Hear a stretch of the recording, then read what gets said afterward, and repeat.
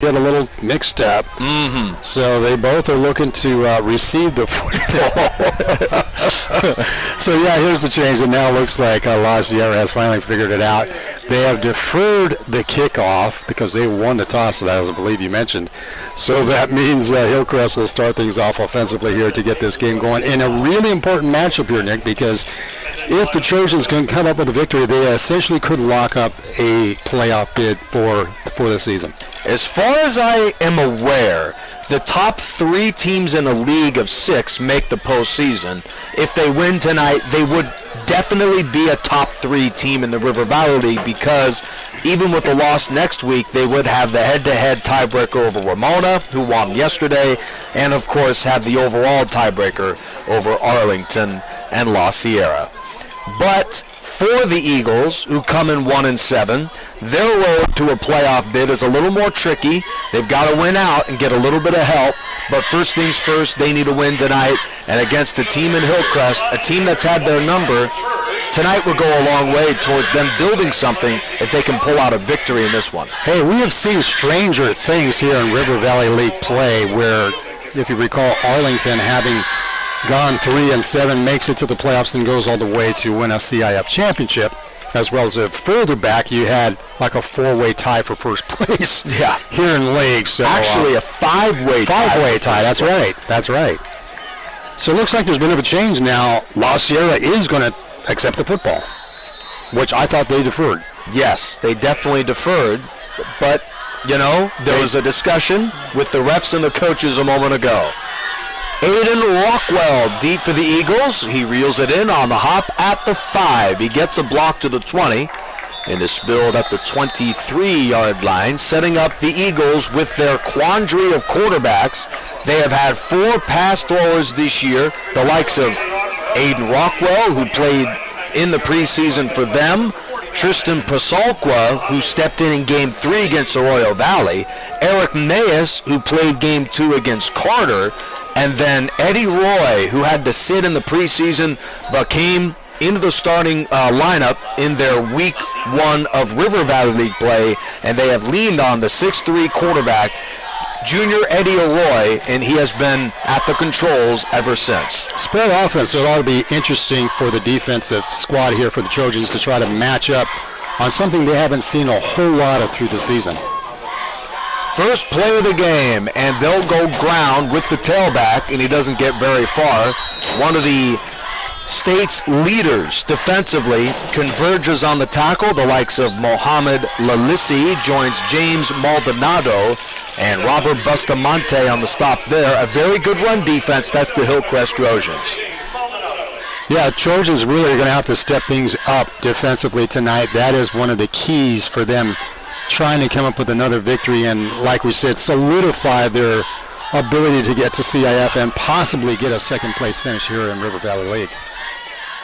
Hillcrest Trojans, winners of 2 straight, including the thriller song here on River. In fact, their last 2 games have both been thrillers on Riverside TV. Nail-biters against Ramona on the road and Patriot last Friday. Roy with plenty of time. He takes off to his left and is shoved out of bounds by Maldonado at the line, setting up a 3rd and about 8 yards to go for La Sierra. Yeah, Roy's rather a tall, lanky kid. He's 6'3", 175 pounds, coming into this game having tossed for 405 yards. Only 2 TDs, but 2 interceptions. Obviously, as you mentioned, Nick, it's been almost like a quarterback by committee here for the season for the Eagles, so they're trying to get themselves on the straight and narrow here in the final 2 games of the season. But Coach Moore loves the potential of number 1 Eddie Roy and his ability to read a defense and develop, and he's coming back for another season, slated to be a senior in 2024. So he believes that Roy's development could go a long way towards this team being a winner next year. 3rd and 8 yards to go. Alvalana is in the block. Roy throws a slant a little behind his intended target. A late flag that may be on Maldonado, intended for Miles Moody, number 6, who's playing his first game of the year. Yeah, Moody is actually a transfer from Hillcrest. has sat out through the entire season, and as you mentioned, his very first game here for 23. Eric Mays out with an injury. Miles Moody out for most of the year by way of transfer, and a couple of other guys have sustained injuries for La Sierra. This is a thin football team, so they're going to need guys that step up in a big way because Hillcrest should be the deeper and more rested team in the second half of this one. The interference certainly helps La Sierra on their first drive. From the 40, 1st and 10, 2 minutes in, no score.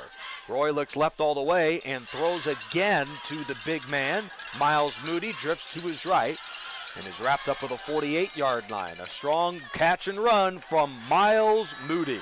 Nice look for Moody. As we mentioned, first game of the season for this kid. He's got some fresh legs. I know Coach Moore mentioned that. His kids are a little bit banged up here as we get towards this latter part of the season. Now it looks like the Eagles want to go a little bit into an up-tempo type mode here. Back-to-back targets to begin the game for Eddie Roy and Miles Moody. It's almost as if they've had an entire season playing together. But Roy knows the ability of this guy and what he can bring to this offense. It looks like La Sierra's been flagged with a delay of game penalty. Wow, just like that. You don't want to make those mistakes early on in this game here. It should be 2nd and 6, but the sticks read, no, they flip it there. 2nd and 6, Parker Pasalqua joins Eddie Roy in the Eagles' backfield. Pasalqua on the call, heads to his left, stiff arm across the 50, running for the first down. Nice power run there. This is a team littered with juniors set to have a big year in 2024, but one of the few guys set to graduate playing on senior night tonight, number 20, Parker Pasalqua. His first run of the night is a good one for the first down, and as mentioned, against a very good Trojan defense.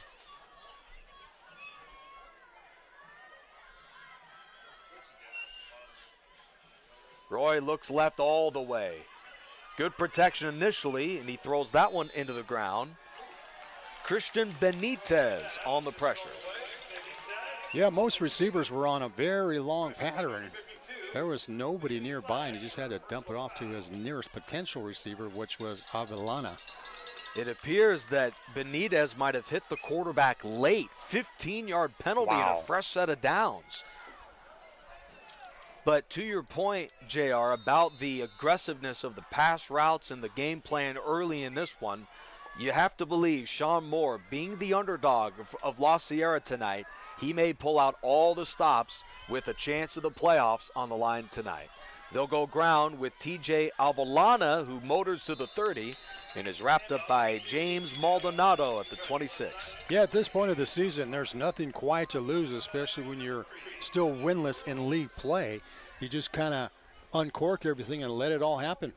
Yeah, be willing to lose a game by 30 or 40. That's kind of how that's kind of how some of these teams will play as an underdog against a very good team in Hillcrest, who have a lot to play for as well. Still a chance to win the league on the line tonight, at least the playoff spot, as Avellano powers his way to the 23. La Sierra knows that, so they come out with an aggressive game plan. And I got to say, JR, 4 minutes in, they look pretty sharp on offense. Yeah, there's been a nice mix-up here with their run offense. They are definitely a team that likes to throw, but it looks like they've changed it up here to give the Trojans a different look. Third carry of the game, and Avellano crawls to the 20-yard line. Wow. That's enough on a 3rd and short to move the chains for the 3rd time on this drive. Nicely done. Avellana has had actually 4 carries so far, so he's really racking up some yards here. Well, with Parker Pasalqua's big run, and then now Avellana, they've run the ball very well against a formidable defense in Hillcrest. The Trojans come in allowing under 27 points per game this season, and they defended Ramona very well last time on Riverside TV on the road 2 weeks ago.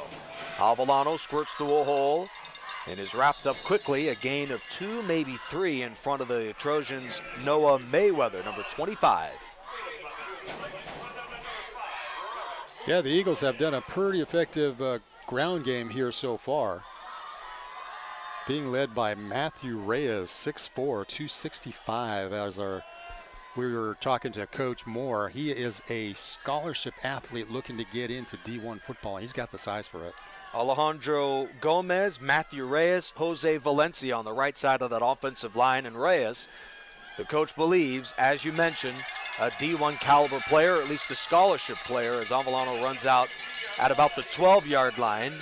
Jacob McDowell with the stop. Avellano quite effective coming from that right side of scrimmage.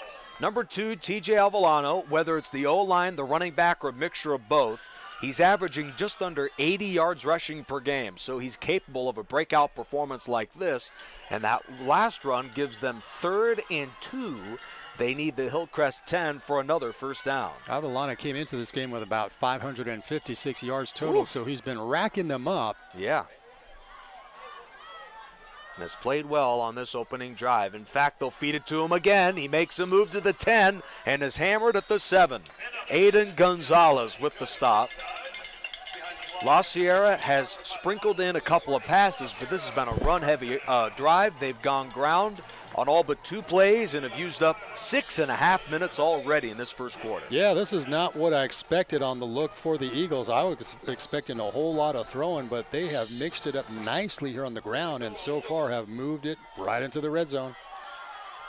Right into the Pep Zone. Join us in one of our 3 streams tonight at Riverside TV to give you all the action in the city of Riverside for upcoming and current Riverside games. And in all, the CIF Southern section as Passalqua drives to about the 5-yard line. There really is nobody in the state doing this as far as I'm aware. I don't believe so. We have coverage of multiple Riverside games at once, not just single game broadcasts, but a Pep Zone where we look at everything going on in both games. Incredible stuff on Riverside TV. Absolutely. After the short carry from Passalqua, TJ Arellano is back in as the tailback. The junior at 5'7", 165 has been the bell cow on this drive. He releases. Roy hit as he throws. Oh, got it. Leaping grab in the end zone. Touchdown, La Sierra. Parker Passalqua began the drive, and Tristan Passalqua ends the drive.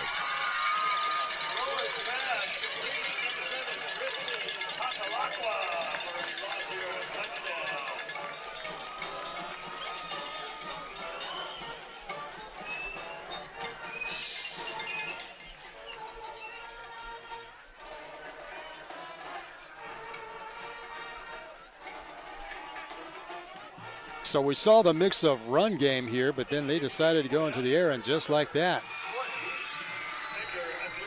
Tristan Passalaqua gets it into the end zone, the first points on the scoreboard, and man, the Eagles also chewed up a lot of time off that clock.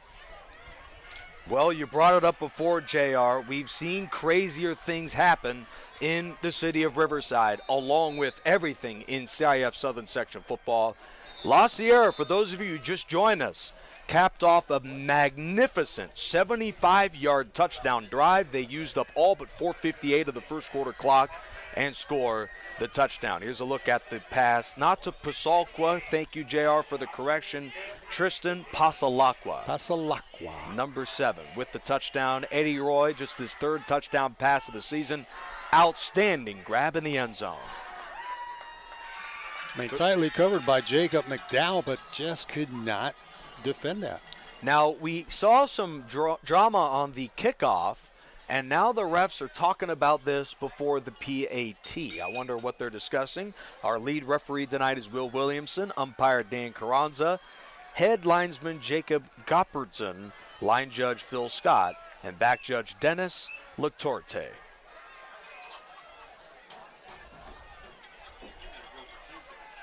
Looks like they're going to keep the offense out there and go for 2 as they line up in a full house formation. 3 backs. I like this. You know, Coach Moore says, let's just pull out the stops here. Get as much points on the board as much as you can. TJ Avellano towards his left. Dragged down and ruled short. Outstanding defense. Wow. Juan Antonio Lavano was the first one there for Hillcrest. La Sierra goes 75 yards in 7 minutes and 2 seconds and scores 6. You wonder if 6 will come back to haunt them later in the game. But for now, the Eagles drive all the way downfield and have the early lead. Yeah, we've seen that point after be an issue for some of these games this season, so that could wind up being a problem. Here's the touchdown once again to Pasalakwa.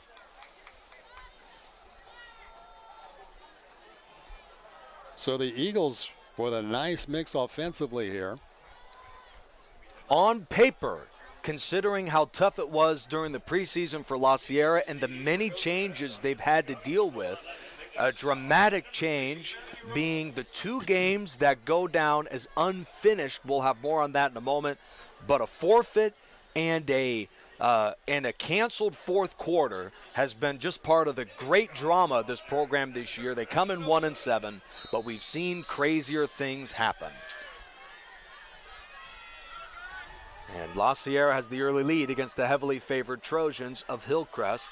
On the hop at the 12-yard line, a great return to the 40 out of the Trojans, Matthew Ramos. A 28-yard run back to set up this Hillcrest offense with the much improved Christian Alvarado. He had a magnificent game and a magnificent drive to close last week. He was out of his mind last week, and I mean, he threw for 345 yards with 5 touchdowns. Wow. It was by far his biggest game of the season. In fact, up to that time, he had not even tossed for over 200 yards in a game, but he really put it up in the air last weekend, and it's like he's hitting his stride and getting confident, as Coach Carter told us. Well, he also said, he had been showing that sort of breakout game in practice, and he was waiting all year for that to manifest in a game, and it did. Vences, the leader in the CIF Southern section in rushing this season, sweeps to his right and picks up the first down.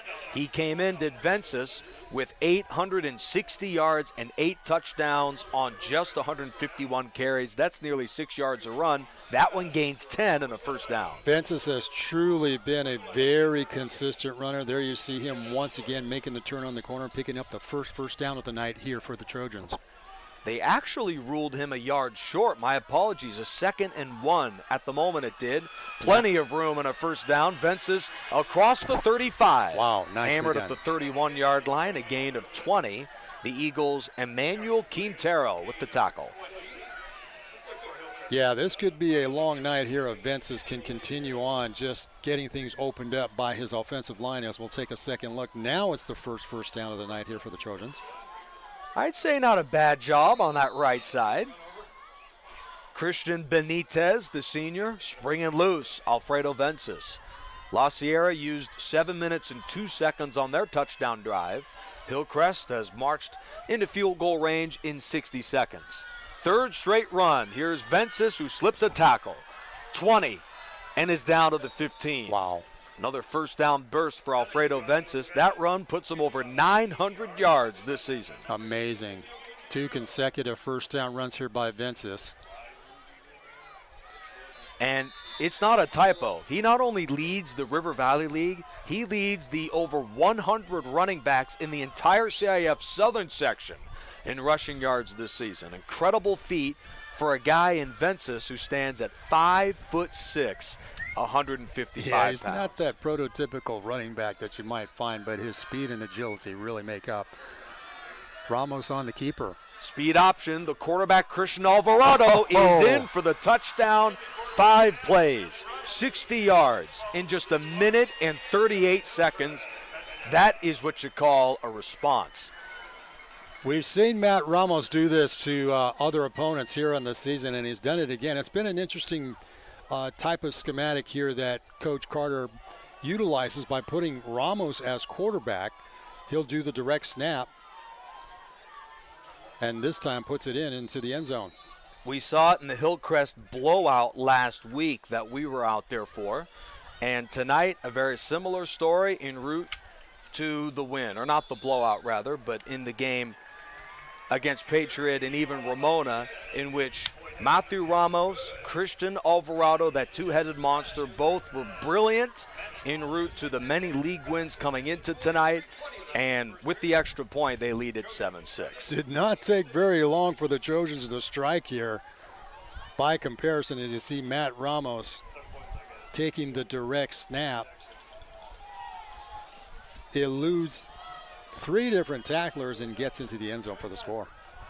Outstanding run. Matthew Ramos, his 4th rushing touchdown of the 2023 season. And keep in mind, Ramos is only a sophomore. Woo. So when Alvarado graduates this year from Hillcrest, he'll be dearly missed.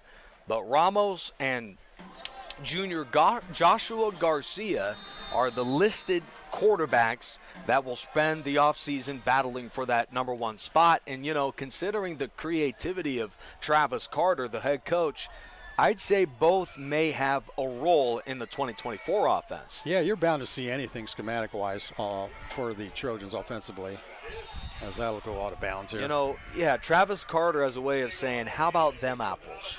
It's a Matt Damon reference because he looks like a spitting image of that guy. You put, you know, a little bit of peach fuzz on Matt Damon, and then you'll look like Travis Carter. Right. You know, he's got the, in my opinion, the cool charisma of a Matthew McConaughey, but the look of a Matt Damon. And, you know, he didn't really say to us much whether he watches those guys very much, but, you know, he at least knows that who they are because he gets that sort of reference a lot.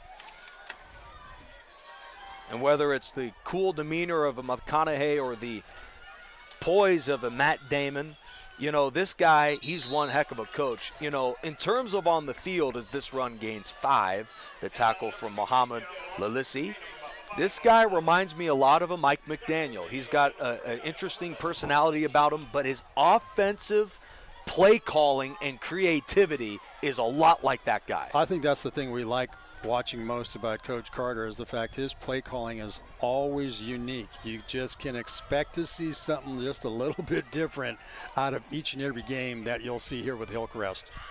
I greatly appreciate the note from the great Ken Battendorf, head coach in the city of Riverside, as TJ Avalana loses 2. La Sierra cannot make the playoffs in either way. You know, we weren't told of that before the game, and it, to be honest, is not that surprising considering the problems they had this year with apparently, you know, we can't confirm this, but due to some eligibility problems, they had to forfeit the game at Rubidoux, and they had to sit Eddie Roy out for 5 games. We're not entirely sure exactly what that situation is, but apparently they cannot make the playoffs regardless of tonight. Oh, nice toss. Roy guns one to Moody, but he dropped it. Incomplete, and La Sierra goes 3 and out.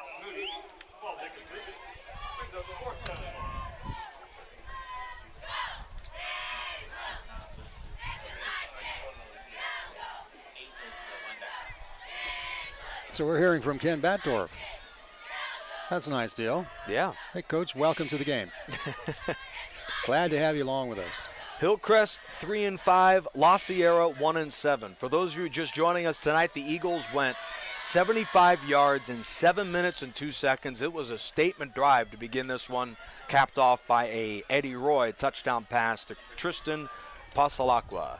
Eagles go 3 and out after the Hillcrest 5-play touchdown drive. This punt a little bit short, but not returned, and it takes a great bounce for La Sierra. That's a very fortunate bounce there for La Sierra.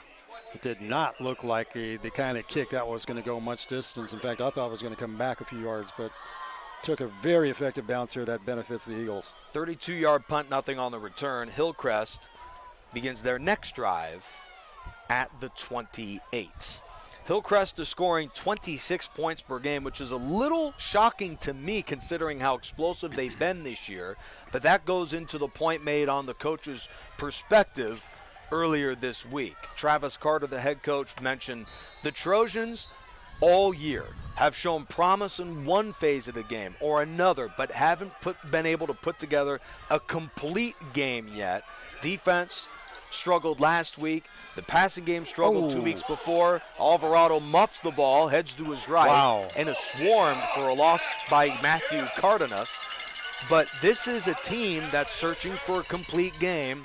The defense delivered the 3 and out of the last drive. We'll see if the offense can make them pay with points on this drive. Wow, it's just like Alvarado just, for some reason, not able to handle the snap. It was not that bad of a snap.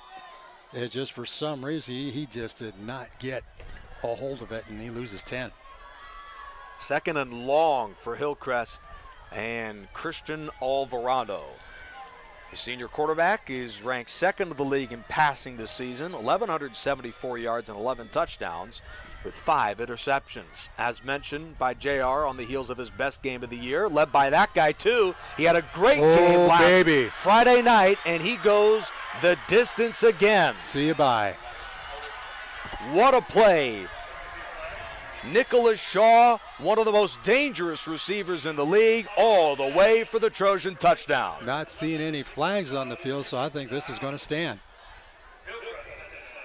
4th touchdown grab of the season for Nicholas Shaw, who went nuts in the game last Friday. The win against Patriot, where Shaw went nearly 250 yards receiving in the win, becoming one of the best receivers in this league.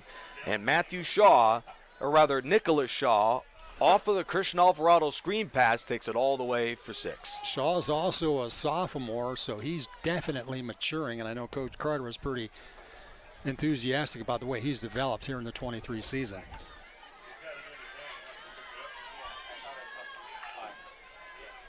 Well, that catch puts him over 400 yards this season for Hillcrest. Out of the hold of Matthew Ramos. Here's the extra point. The kick is up, and that kick is good. 40 seconds left in the first. Hillcrest, in 6 offensive plays, have scored 2 touchdowns. First from Matthew Ramos, and the next from Nicholas Shaw. Here's a look at that play again. And this pass goes in as an 80-yard catch and run. Hard to believe that they went backwards to begin the drive, and Shaw makes amends. Look at Shaw and the speed. He just definitely had his mindset. He was going to go the distance. And this kid is really developing into being quite a receiver. And again, being only a sophomore, there will be a lot of great games in store for this kid as he continues to develop. I was going to say here in River Valley League, but the Trojans are leaving the River Valley League next season. And this would be some high note for them, a team that still is in position. If they can win out with help, they'd need a lot of it, but if they win out, they could still clinch the River Valley League title. Definitely a win would put them in the playoffs, as they'd clinch a top 3 spot with the Hillcrest Trojans. Deep driving kickoff, and that bounces in for a touchback. Nick Rice, J.R. Ibarra, 14-6 is our score. Hillcrest has the lead. As La Sierra begins their next drive, they showed things on the first with a heavy dose of T.J. Alvalana and the running game. We'll see if they get back to that on this drive. Yeah, it seems like if they want to kind of get things moving here, getting back to that ground game would be the most effective thing for them to do, as we're just about to expire time here in the first quarter play. La Sierra has had a year of mixed results on offense. They've had a couple of big games from this unit, but overall they are last in the league, scoring just 13.5 points per game. TJ Avalano, who's been their best player tonight on another stiff arm, is pulled down just short of the 30. Excellent open field stop by junior Jacob McDowell. Nice stiff arm for the little guy to pick up that yardage, just about 3 short of a first down here.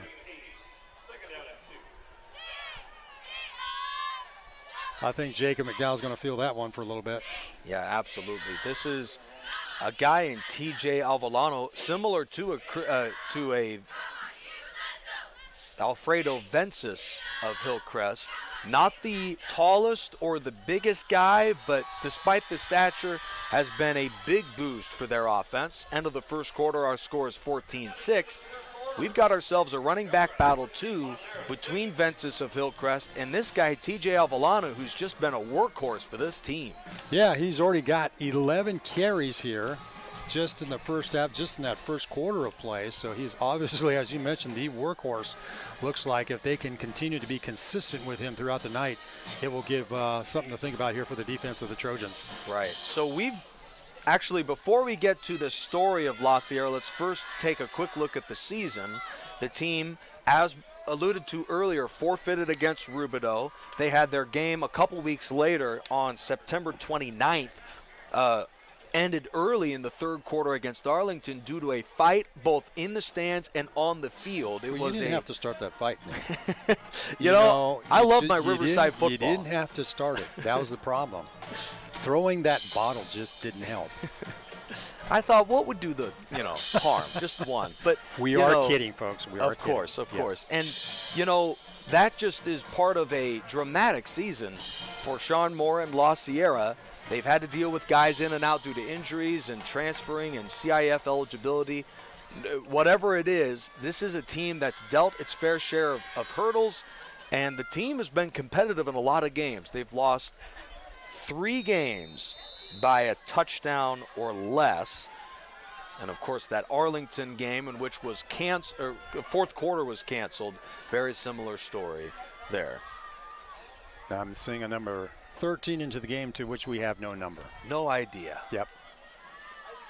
Avellano the call, and he is swarmed near the first down line. A strong second effort from the tailback. No signal yet of a first down. I think it's going to be just short. No, they late signal, first down. Oh, they got it. La Sierra. Oh, wow. 5th first down here of the first half. Well, small in stature, 5'7", 165, but a very strong runner in the inside. You can see why his numbers are so prolific this year. TJ Avellana, a real workhorse.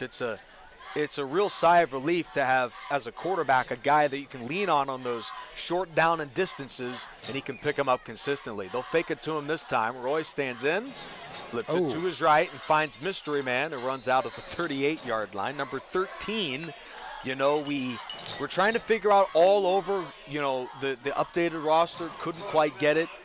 And, in fact, everyone here is working tonight, has no idea. Yeah, we have no idea who that person is. Obviously, if his parents and grandparents are watching, you know who he is. And that actually reminds me, go ahead and mention if you know in the comment section. Yeah, you can we will bring it up tonight. Right, if you go on YouTube and go to the comment section, if you happen to know the name of number 13 for La Sierra, we would like to let that player be publicized. Absolutely. Alex Hargis, actually. There we Just go. got word. Alex Hargis. There we go. Rory off the play fake. He's going deep. Oh, and baby. just a bit too far. That one was close. And, in his first game in action, number 6, Miles Moody, was the intended target. I got to say, there's a lot of talented receivers out there, but Roy finds a little extra something special in this guy. Yeah, Moody had definitely a step on his defender, McDowell. Just out of his reach, though. And it seems like he's always got a bit of a step. This is a guy that early on is showing he's certainly capable of being their top target going into the second half tonight and the finale next week for La Sierra's final 2 games of his senior campaign. Boy, La Sierra is really churning up those yards, getting those first downs with Avellana. It is a complete headache for folks wondering about the playoff situation for these 2 schools. Hillcrest is easy. Winning in, complicated for La Sierra, but I am hearing it may not be possible, but the coach believes there is a backdoor way they could get in. Nevertheless, you win and you build something, if not anything else, for La Sierra. Short run here on a first down call for TJ Avellana, number 2. Already 14 carries on the first half. I'm going to run out of space here in my stat sheet. Well, good news for you. Parker Pasalakwa, number 20. That is, checks in. He's already been involved in the running game tonight. After the 3-yard run, he'll get the call again. His 15th of the night. He sweeps to his right and is spilled out of bounds. Chad Phillips with the stop.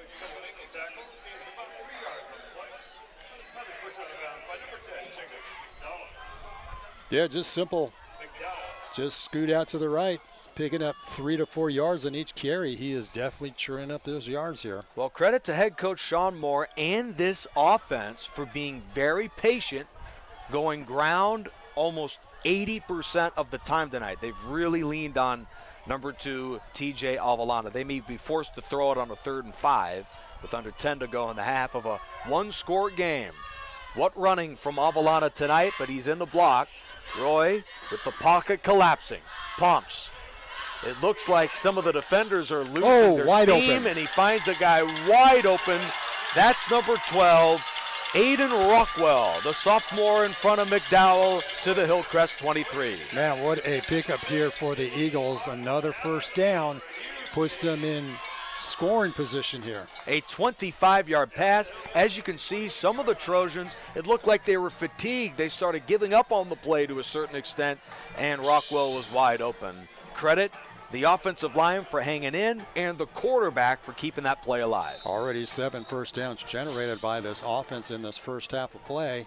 To that point, statistically, first downs, time of possession, every bit, La Sierra has outplayed Hillcrest tonight. Hard to believe. To the 15 goes TJ Avolana. Jacob Burnett involved on the Hillcrest tackle. Check out this offensive line, JR. I mean, they are winning the war in the trenches right now. Again, when you have the likes of Reyes, 6'4", 265, that is some big beef to open up some of those holes here for Avalana. Statement start for the Eagles. Edgar Araujo on that left side, paving the way on the previous one. Second carry on in the first half for Parker Pasalacqua. Number 13, Randy Alhambra, joins Jacob Burnett with the stop. And for Hillcrest, a large culprit of their 5 losses this year has been the struggles defensively. And La Sierra, they looked at the film, they scouted Hillcrest in a big way, and they look ready to go tonight. Yeah, they definitely had a game plan here that they knew for sure they wanted to implement against the Trojans. As you see, the Trojans gathering things up defensively. They need to probably do what they can to make things happen defensively, to do some better defending on the run. And the Eagles really having a very effective time putting it on the ground so far. We'll give you updates across the River Valley League and also in the entire CIF Southern section throughout the course of tonight's matchup. We also have the Pep Zone and the other game underway on Riverside TV in North and Elsinore. And do not forget the Pep Rally tonight at 11 p.m. right here on Riverside TV. That is a wrap-up of all the games that are happening around the Inland Empire with highlights, stats, maybe even an interview or two. That's right. Pet Fernandez, Jeff Gorham will take you into the evening there. Shows you what's happening around the Inland Empire. And as we get towards the end of the regular season, we'll probably get maybe a better picture of what CIF playoffs might look like. Yesterday, Ramona shut out Arlington 37-0, and Notre Vista knocked out Patriot 28-24. And a great football game. Roy rolling to his right, fires into the end zone, incomplete with a lot of contact. And I'm looking. I'm surprised there's not a flag. Yep, nothing. Wow, that's Incomplete. very interesting. I was really expecting a flag on that. Let's take another look at this one.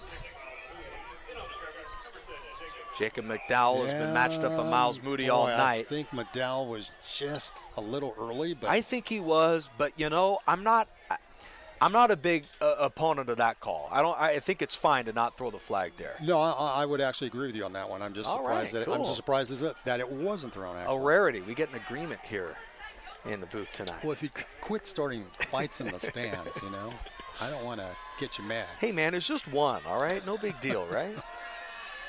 8:14 left in the half. They'll go ground again. Avalano to about the 12. Avalana, that is, number 2, has been a workhorse tonight. You know, he's going to probably need an extra moment of ice and heat. Yeah. I don't know, get Yeah. some of Shaq's Icy Hot or something. Get him into the tub at the end of the night. Looks like it's enough for the first down. Aaron Candia with the stop for Hillcrest. So it was promised, the River Valley League, the situation now with the Notre Vista win, with the win for Ramona, this being the standalone River Valley League Friday night matchup. Notre Vista is 4-0 in this league, 8-1 overall. Hillcrest, because they lost to Notre Vista back on September 28th, Notre Vista is the River Valley League champs. They have the head-to-head. They have the overall record. So the fight for 2 is on for Hillcrest. They come in 3-5 overall, 2-1 of the league. They lose the overall battle to Patriot, but have the edge due to the head-to-head. So basically, here is the picture. Hillcrest clinches a top 3 spot with a win, clinches a top 2 spot if they win out, and no matter what happens, you win one and you make the playoffs. That's the theme for them. It is always interesting mathematics as we get to this part of the season. And you know what really mixed me up, actually, to be quite fair, is that originally that Norte Vista Patriot game was scheduled for a Friday. I wonder why they moved that up to Thursday. These league standings a little wrong because Norte Vista did play yesterday, so they're 4-0. But Ramona being 2-2, that's accurate. They're 2-2 in this league, and right now in the 4 spot, just behind Hillcrest and Patriot. That pass into the end zone is a little wide. Almost picked off. It looked like you had Aiden Parks stand right in front of it. Number 13 is Alex Hargis. Also Mohamed Lalisi.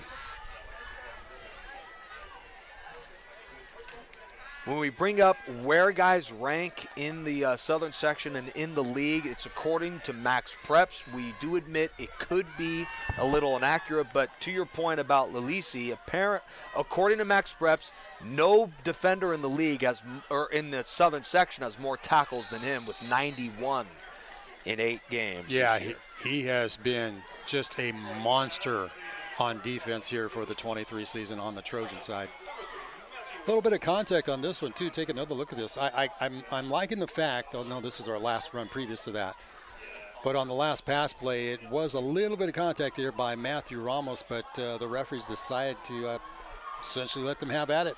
Yeah, letting them play. 3rd and 10, the first down make is at the Hillcrest 2. And considering the aggressiveness of this team, 4th down may be goable for them. Roy, incomplete. He tried to fit one into double coverage. Tristan Pasalakwa was the intended target. Yeah, looking out to his left. He's thrown into double coverage. That's just probably not the thing you want to do, but fortunately, ball's incomplete. La Sierra began the game with a statement drive of 75 yards. This would be another excellent finish if they can punch it in. Roy, with enough time, rolls to his left, chase, and he's taken down at the 15-yard line. Randy Alhambra with the stop. Had he missed, Roy may have a house call. Yeah, look at all the great pass protection he is getting. Gets chased out of the pocket, but Alhambra, shoestring tackle right there. Oh, boy. Nicely done. Textbook. Turnover on downs here for the Eagles. So that drive they had gets the stopped. Incompletion on the 3rd down to Pasalakwa. They went for it, and granted, Roy, he breaks a tackle. He very easily could have had the first down at least, but I'm not entirely sure the coach is happy with him not throwing the ball in that situation. Nonetheless, Trojans now get their opportunity. Hillcrest has scored on consecutive drives. Ramos, the 17-yard run.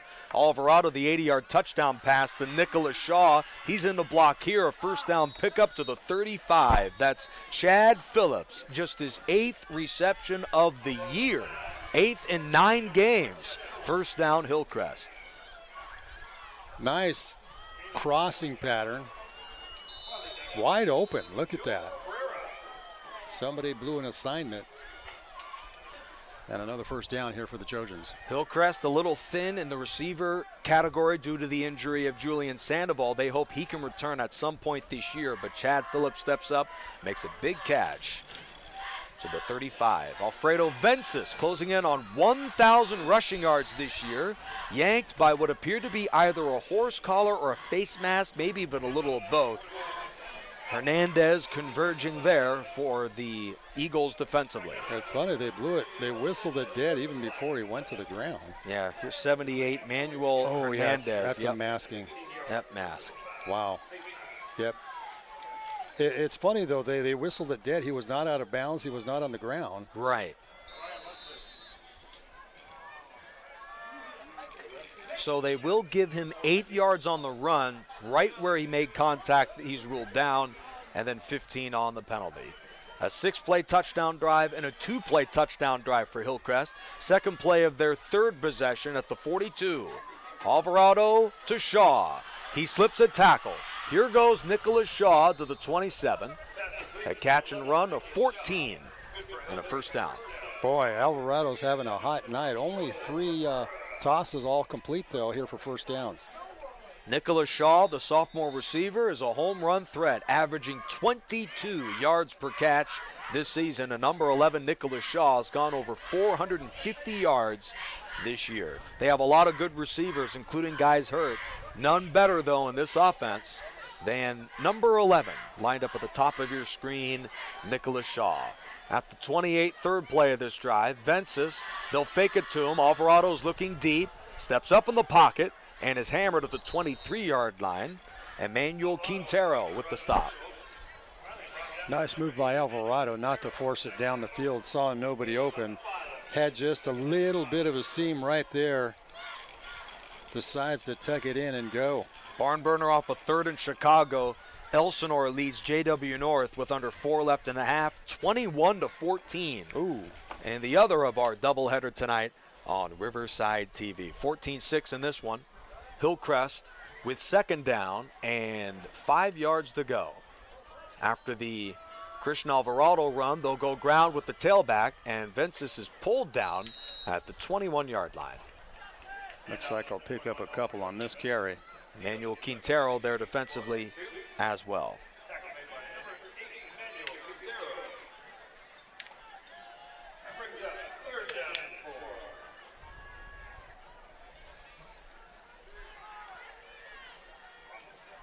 Third down and about 4 yards to go for Hillcrest, and they've been perfect on third down tonight. This offense has just been incredible through a quarter and a half. We'll see if they can convert this one. They need the La Sierra 18 for the first down. On a long read option, the quarterback keeps it, lost the ball, and La Sierra's Alexis Relas recovers.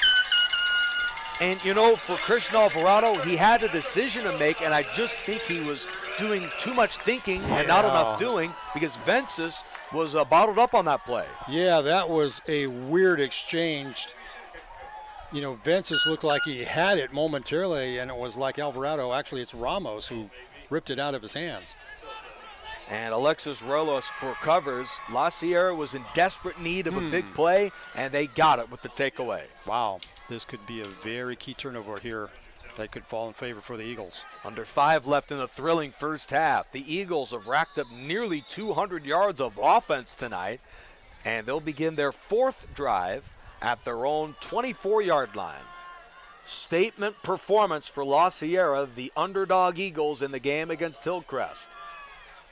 They'll go ground, and TJ Avalana picks up 2. Hillcrest played these guys last year and won the game 54-28. Part of a 5-game winning streak in this rivalry against La Sierra. And in the game, Jason Flores, their quarterback of a year ago, threw for 367 yards and 6 touchdowns en route to the blowout win. Now, it looked like Alvarado was on that pace in the first quarter tonight, but the Eagles have done a great job of slowing him down, with the exception of that one pass, and of course, the fumble ends his last drive. Flag on the play. It appears to be a false start to back up the Eagles here into a second and about 12. Third flag on the night here for the Eagles.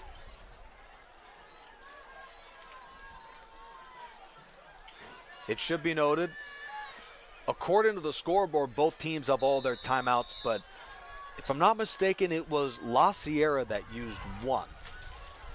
We'll see how that plays out during the final moments of the second quarter. A 14-6 ball game. Glad you're with us. Nick Rice, J.R. Ibarra, one of 2 games tonight on Riverside TV. And join us later tonight for the pep rally, where Pep Fernandez and the crew break down the week that was in high school football in the Inland Empire.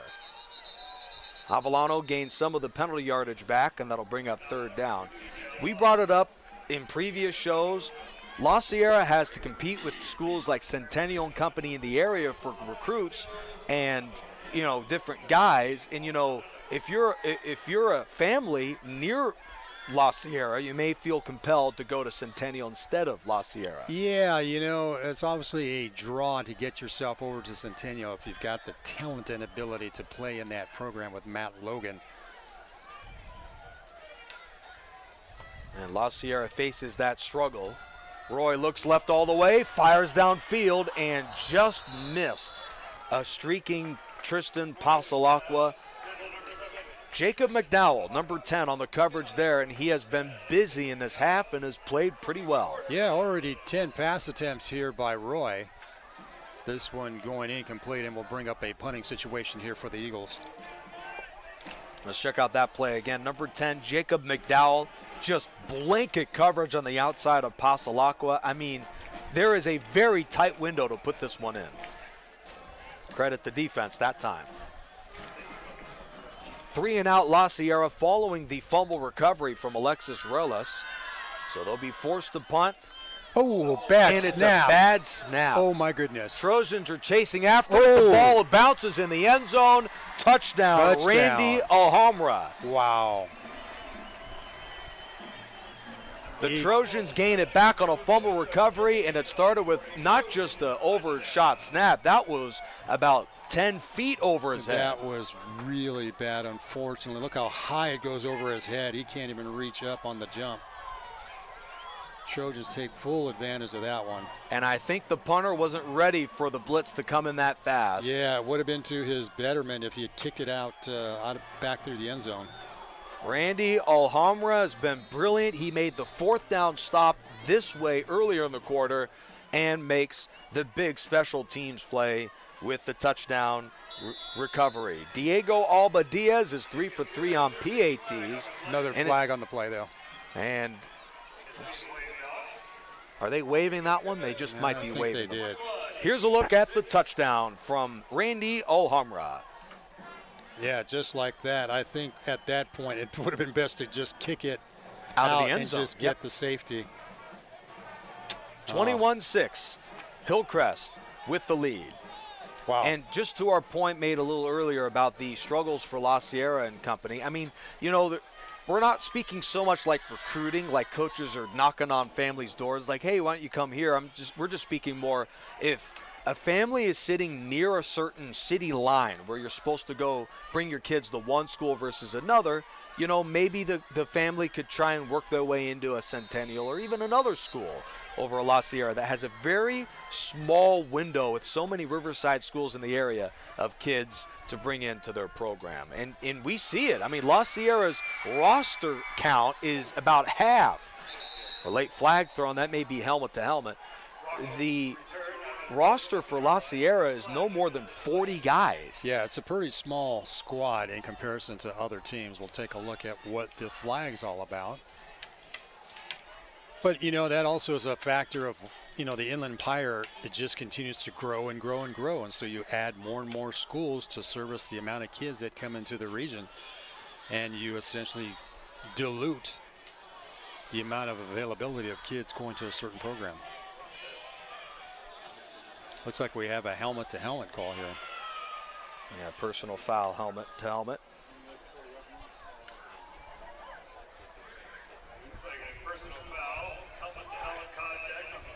Already 4 flags on the night here for the Trojans.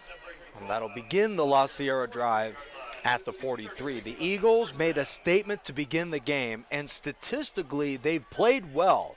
They had a drive that ended inside of the Hillcrest 15. They've run the ball well. They've done a good job controlling the clock, but the muff punt is huge. The miscue on a 4th down is huge, and really the difference in the game with Hillcrest up by 15.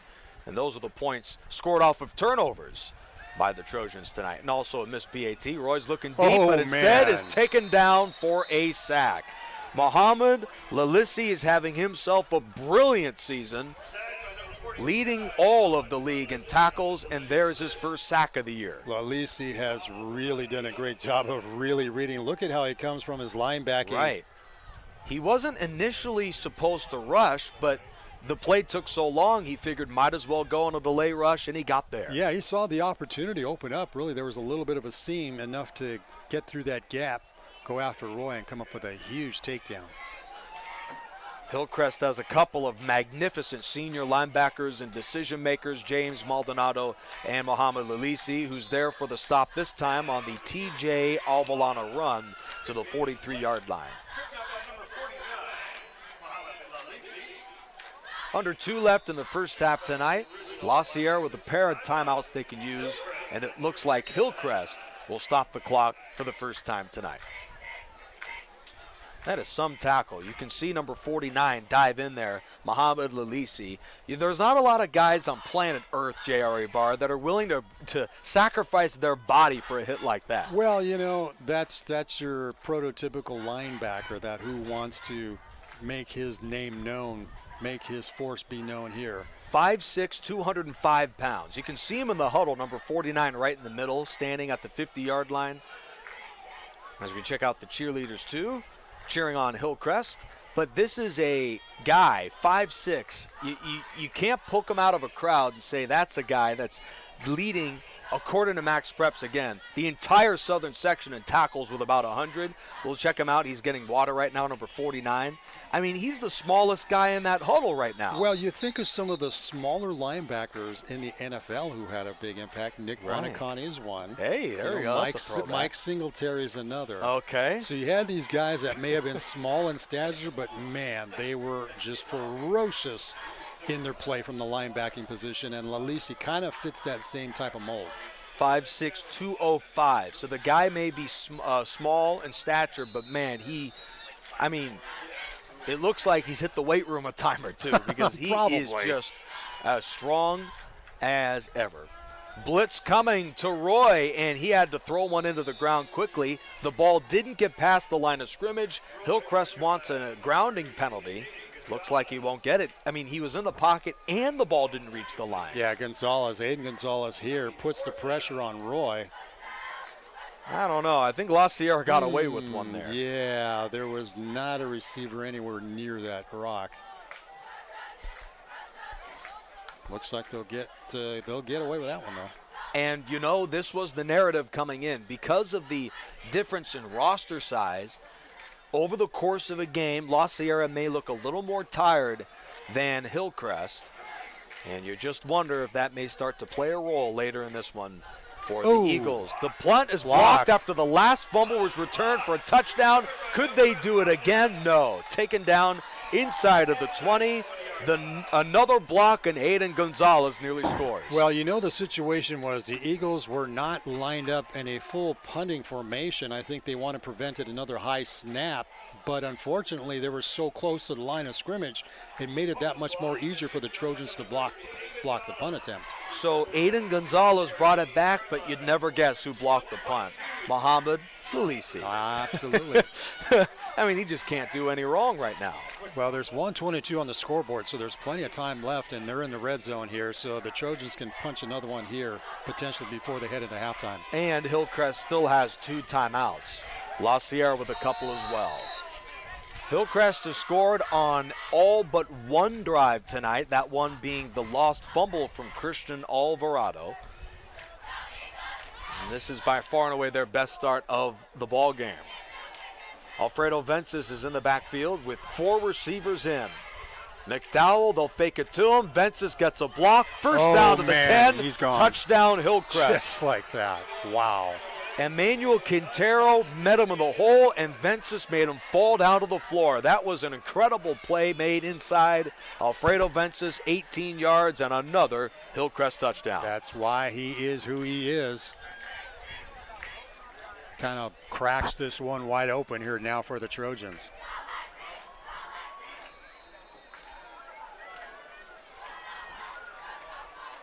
Vence is coming into this game with 8 touchdowns. He can add another one to his stat numbers. And the kick from Alba Diaz is good. He is now 25 for 25 on PATs this year. Well, that didn't take very long, JR. How about a one-play, 18-yard touchdown drive? Alfredo Vences well over 100 yards rushing tonight. You know, it's funny as we're seeing You know, the Trojans kind of use up the ground here, and we'll see Ventus again on this carry. Boy, once again, credit the front line for opening things up. Slipped Quintero there. fell down. Wow. But Alfredo Ventus, I mean, he's small in stature, but very tough to bring down. So La Sierra expect them to be a real player, whether in the River Valley League or just in Riverside for years to come. But they are young and putting together a game plan under young coach Sean Moore. The Eagles with obviously a very thin roster too, and they have met a buzzsaw tonight, one of the best in this league. We had a whistle. I wonder if they're going to keep playing on. It looks like they will, but there was a whistle. I heard a whistle Yeah. as well, unless somebody was doing it from the sidelines. Interesting. To the 32-yard line, the return from number 14, Elias Ross. Not sure what the deal was. I mean, it could have been somebody from the grandstands blowing a whistle. I don't know. Nobody stopped. Well, you know, here you go. Whether it's an inverted whistle or not, La Sierra is 69 yards away. They have 1 minute and 6 seconds to get there, and a touchdown would be huge considering they receive the ball. No, they kick off, actually. Initially ruled to receive. Kick off to begin the second half. So that even makes it more important. Points on this drive could go a long way. Yeah, Roy has enough of an arm to make things happen, and he's been getting some pretty decent pass protection. It's just that the secondary for the Trojans have been really clogging things up in the lanes. He's had nobody to go to. And if they're going to go deep, they may lean on the guy on the top of your screen, Miles Moody, number 6. They're going to drop it off to number 7, Tristan Pasalacqua, and Hillcrest was all over it, a loss of 2. Nice dump off to Pasalacqua, but great defense here by the Trojans. Well, you can see for the Eagles right now, Miles Moody could help, but this is a team when forced to throw it that seems to be a little out of sorts right now. And precious seconds are ticking off of the clock. I don't know. I'd be a little more aggressive if I was La Sierra. We'll see what they dial up here. Losing a lot of time. It looks like they're just going to be content going into the half, down 28-6. Wow, they've used up a lot of time on the time clock here. Of course, it's been an adventure with the punting for them in the quarter. Yes, they're going to just go into the half here, content, down 22. Pasalacqua buried for a loss by Juan Antonio Luavano. Unless they call a timeout at the half, Hillcrest, despite down 6-0 late in the first quarter, they come battling back. Matthew Ramos got it started, but Nicholas Shaw had a big play. He finished with just under 100 yards. Randy Alhambra recovered a punt in the end zone, a muffed punt snap, and Alfredo Ventus scored a touchdown too. Everyone played well, and Hillcrest comes back and takes the halftime lead 28-6. Interesting first half. I mean, Eagles kind of held their own in that first quarter, but things broke open there in the second thanks to special teams and defense here by the Trojans. Hillcrest will clinch the playoffs if they hang on to the lead tonight. We'll have more from this game and all of our other games on Riverside TV and in the Inland Empire when we come back. You've been joining us on Riverside TV.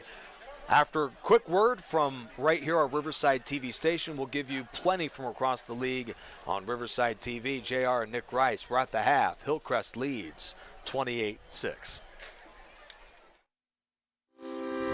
Live local. Help support your favorite businesses with the Shop Riverside Community Card. With over 200 Riverside businesses giving exclusive discounts and offers to community card holders, there's something for everyone.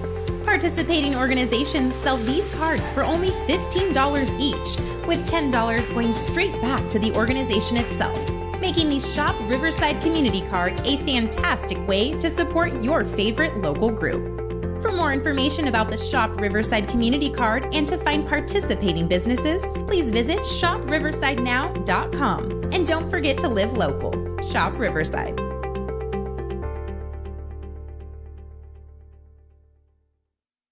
California leads the nation in railroad trespass-related fatalities. In 2021, there were 243 trespass casualties in California. We can all help reduce trespass-related incidents even further if we never trespass on railroad property for any reason. That means no biking or walking near tracks. Railroad property is private property. The only safe place to cross train tracks is at a designated crossing. September is Rail Safety Month. Please do your part. And whenever you see tracks, always think train. Engine 1 AMR, respond with RPD. Road traffic accident with injuries. In 1234 Main Cross of Columbia, 2 vehicles involved.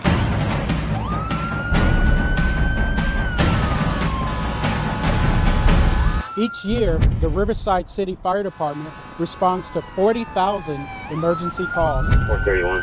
And the men and women of the Riverside Police Department drive Code 3 every day.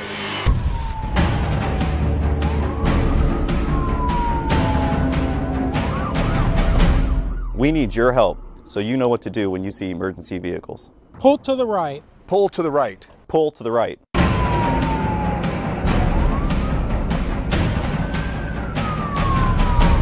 So help us help you. We need you to pull to the right.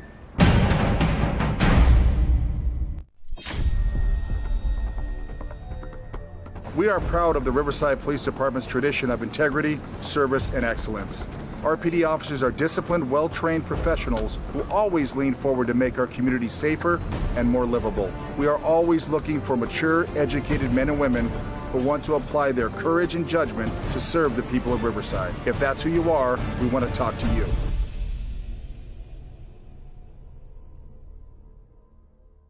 California leads the nation in railroad trespass-related fatalities. In 2021, there were 243 trespass casualties in California. Trespassing is one of the most challenging safety issues plaguing California's railroad corridors. In Riverside County alone, there were 19 trespass-related casualties last year. But the positive news is those numbers have dropped over the years because of the efforts of California Operation Lifesaver and partnering agencies like RCTC and Metrolink. We can all help reduce trespass-related incidents even further if we never trespass on railroad property for any reason. That means no biking or walking near tracks. Railroad property is private property. The only safe place to cross train tracks is at a designated crossing. September is Rail Safety Month, so please do your part. And whenever you see tracks, always think train. And stay off, stay away, stay safe.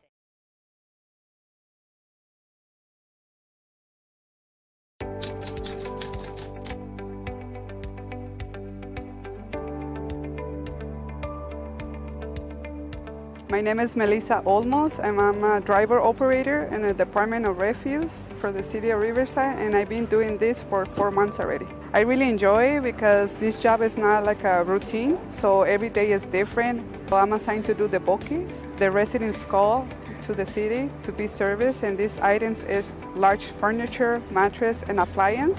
The residents, they have 2 times a year, and these items, I put it in the back of the packer, and the packer crashes and compact these items so I can take it to the dump. My favorite part of the job is driving the truck. Since I was younger, my dream was to be a driver. And now that the City of Riverside gave me this opportunity, I really enjoy it. I'm really proud of what I do because when I go to the residents' houses, I see the faces, they're happy because we're picking up the items they don't want anymore.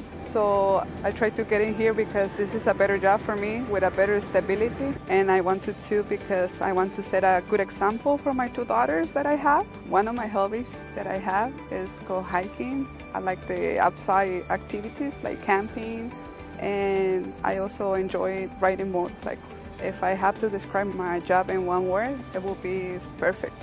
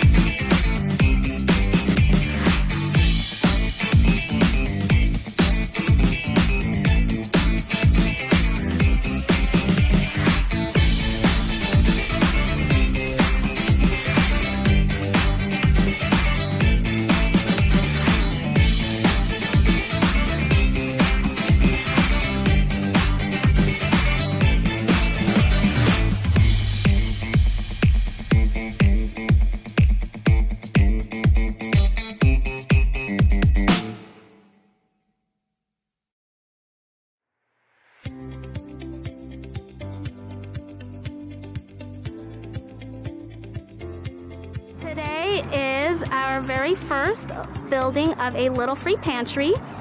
We are building a Little Free Pantry in our community. It will be one of the 26 throughout Riverside that will help fill the gaps of food scarcity here in Riverside. Data is telling us now that 1 in 6 families are hungry. It's about 44% of adults and about 50% of children that are hungry here within our own neighborhood, in our own backyard. Because of the pandemic, there's a lot of hunger out there. There's a lot of families in need, and we hope that this will act as a bridge until families are able to get the food that they need. I think that there are always those times where we are living paycheck to paycheck and we need just a few cans of something to get us by. So these little pantries will serve in that capacity, and we're really excited to see something that will help families in need. And this has been a wonderful collaboration with the Riverside Mutual Aid Network, IEHP, here at Sandals Church, and the City of Riverside. So this has been a fantastic opportunity for community members to step up and to fill a real void in our city, which is food insecurity. So the idea is that if one of these free little pantries in your neighborhood, you could stock it as frequently or as infrequently as you want to. And the idea behind it is that when people have extra food, it doesn't go to waste. These pantries are just kind of the first step, right, for reintroducing neighbors back to each other, getting folks involved in taking care of each other again, and just strengthening those community bonds that Riverside is so known for. Because things like food drives and food distributions, they're really good, but they only help folks in that moment of need.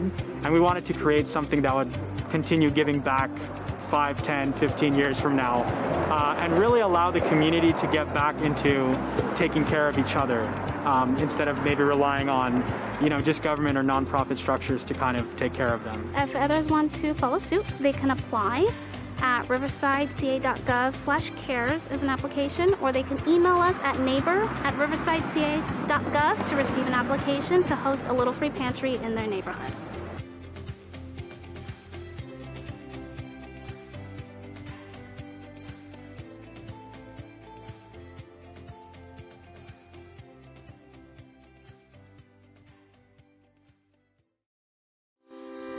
Live local. Help support your favorite businesses with the Shop Riverside Community Card. With over 200 Riverside businesses giving exclusive discounts and offers to community card holders, there's something for everyone. Participating organizations sell these cards for only $15 each, with $10 going straight back to the organization itself, making the Shop Riverside Community Card a fantastic way to support your favorite local group. For more information about the Shop Riverside Community Card and to find participating businesses, please visit shopriversidenow.com. And don't forget to live local. Shop Riverside.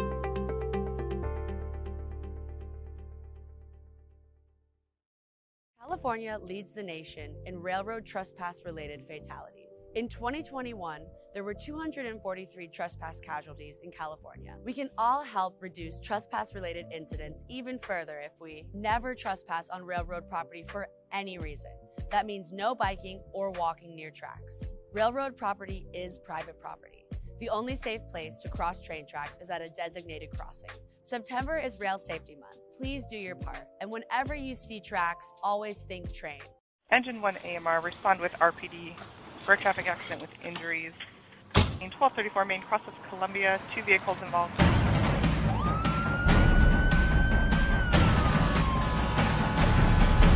Each year, the Riverside City Fire Department responds to 40,000 emergency calls. 431.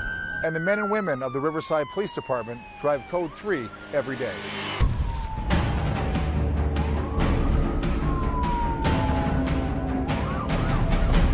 We need your help, so you know what to do when you see emergency vehicles. Pull to the right. Pull to the right. Pull to the right.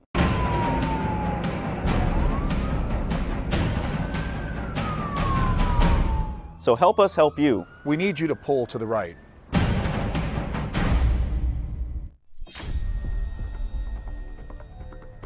We are proud of the Riverside Police Department's tradition of integrity, service, and excellence. RPD officers are disciplined, well-trained professionals who always lean forward to make our community safer and more livable. We are always looking for mature, educated men and women who want to apply their courage and judgment to serve the people of Riverside. If that's who you are, we want to talk to you.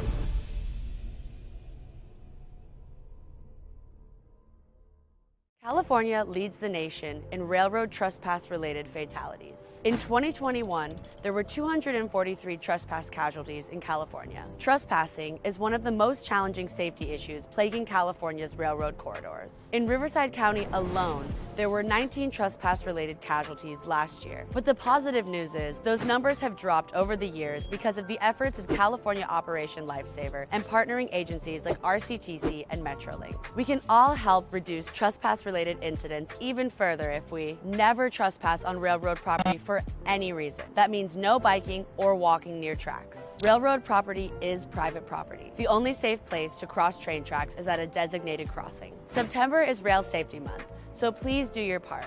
And whenever you see tracks, always think train. And stay off, stay away, stay safe.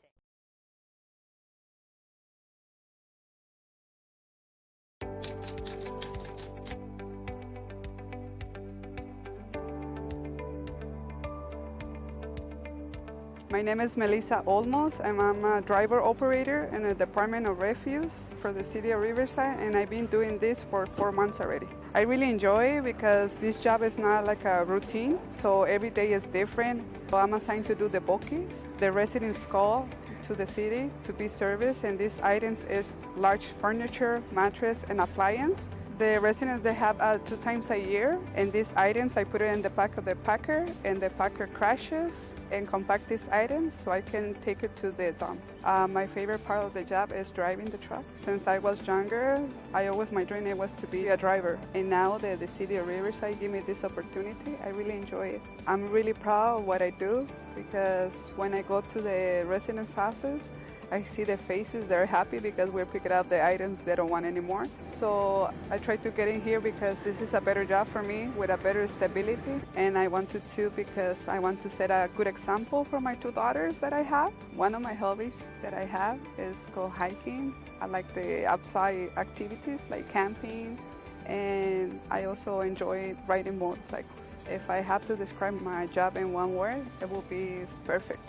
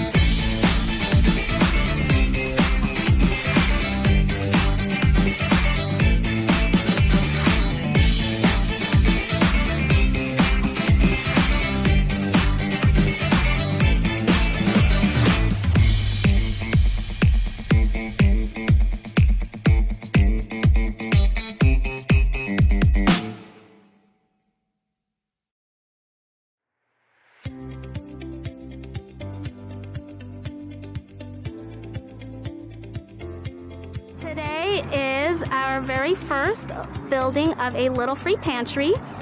We are building a little free pantry in our community. It will be one of the 26 throughout Riverside that will help fill the gaps of food scarcity here in Riverside. Data is telling us now that 1 in 6 families are hungry. It's about 44% of adults and about 50% of children that are hungry here within our own neighborhood, in our own backyard. Because of the pandemic, there's a lot of hunger out there. There's a lot of families in need, and we hope that this will act as a bridge until families are able to get the food that they need. I think that there are always those times where we are living paycheck to paycheck and we need just a few cans of something to get us by. So these little pantries will serve in that capacity, and we're really excited to see something that will help families in need. And this has been a wonderful collaboration with the Riverside Mutual Aid Network, IEHP, here at Sandals Church, and the City of Riverside. So this has been a fantastic opportunity for community members to step up and to fill a real void in our city, which is food insecurity. So the idea is that if one of these free little pantries in your neighborhood, you could stock it as frequently or as infrequently as you want to. And the idea behind it is that when people have extra food, it doesn't go to waste. These pantries are just kind of the first step, right, for reintroducing neighbors back to each other, getting folks involved in taking care of each other again, and just strengthening those community bonds that Riverside is so known for. Because things like food drives and food distributions, they're really good, but they only help folks in that moment of need. And we wanted to create something that would continue giving back 5, 10, 15 years from now, and really allow the community to get back into taking care of each other instead of maybe relying on, just government or nonprofit structures to kind of take care of them. If others want to follow suit, they can apply at riversideca.gov/cares as an application, or they can email us at neighbor@riversideca.gov to receive an application to host a little free pantry in their neighborhood.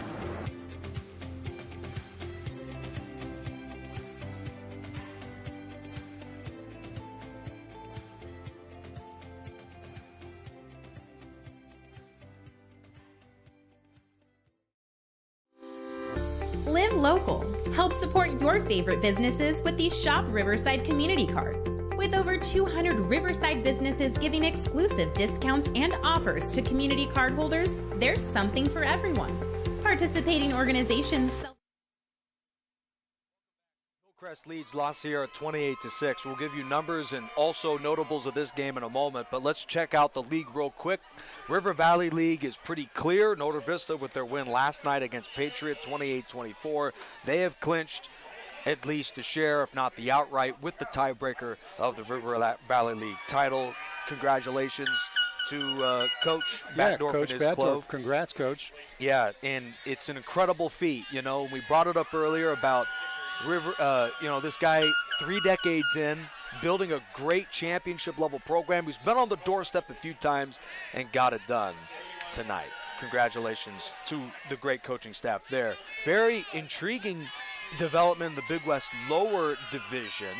The top 3 teams in that league of all have huge leads at the half. They look well on their way to a win. Great Oak with a massive 35-7 lead on Santiago at the half. The King Wolves are up big on the Golden Bears of Temecula Valley, 23-0 at the half. They would keep second in the league with a win. And then third, Murrieta Mesa, coming in third in that league. And on last check, they're up, and boy, are they up, 42-0 on Corona at the half. From the 10-yard line, here's how the second half begins for Nicholas Shaw, and he is spilled at the 30, the tackle by Andrew Bruner Riles. Other scores, Roosevelt leads Vista Murrieta at the break, 18-7, and Centennial, through 2 quarters, humiliating the Nighthawks of Murrieta Valley, up 42-20. That the Big West division. So you see kind of the CIF playoffs beginning to formulate with these final 2 weeks of the season left here. And if the playoffs started today, the Big West lower division would feature the likes of, let's see, I don't want to get this, Great Oak, King, and Murrieta Mesa. If the playoffs started after tonight, if the teams who lead at the half wind up all winning the game. And then in the River Valley League, based on how things have panned out right now, we very easily could have 4. At the very least, 3 will get in, Noda Vista, Hillcrest, and Patriot. But Ramona, considering their rankings, considering their strength of performance this year, and their win last night, goes a long way, 37-0 over Arlington. They're now 2-2 in the league. You can see there, very likely could be a 4th team wild card per se playoff club in the CIF Southern section. Of course, tune in tonight on the Pep Zone to get Prep Rally, that is, to get more updates from across the Southern section and a closer look at exactly what teams have the inside track of the postseason. Pep Fernandez will break that all down.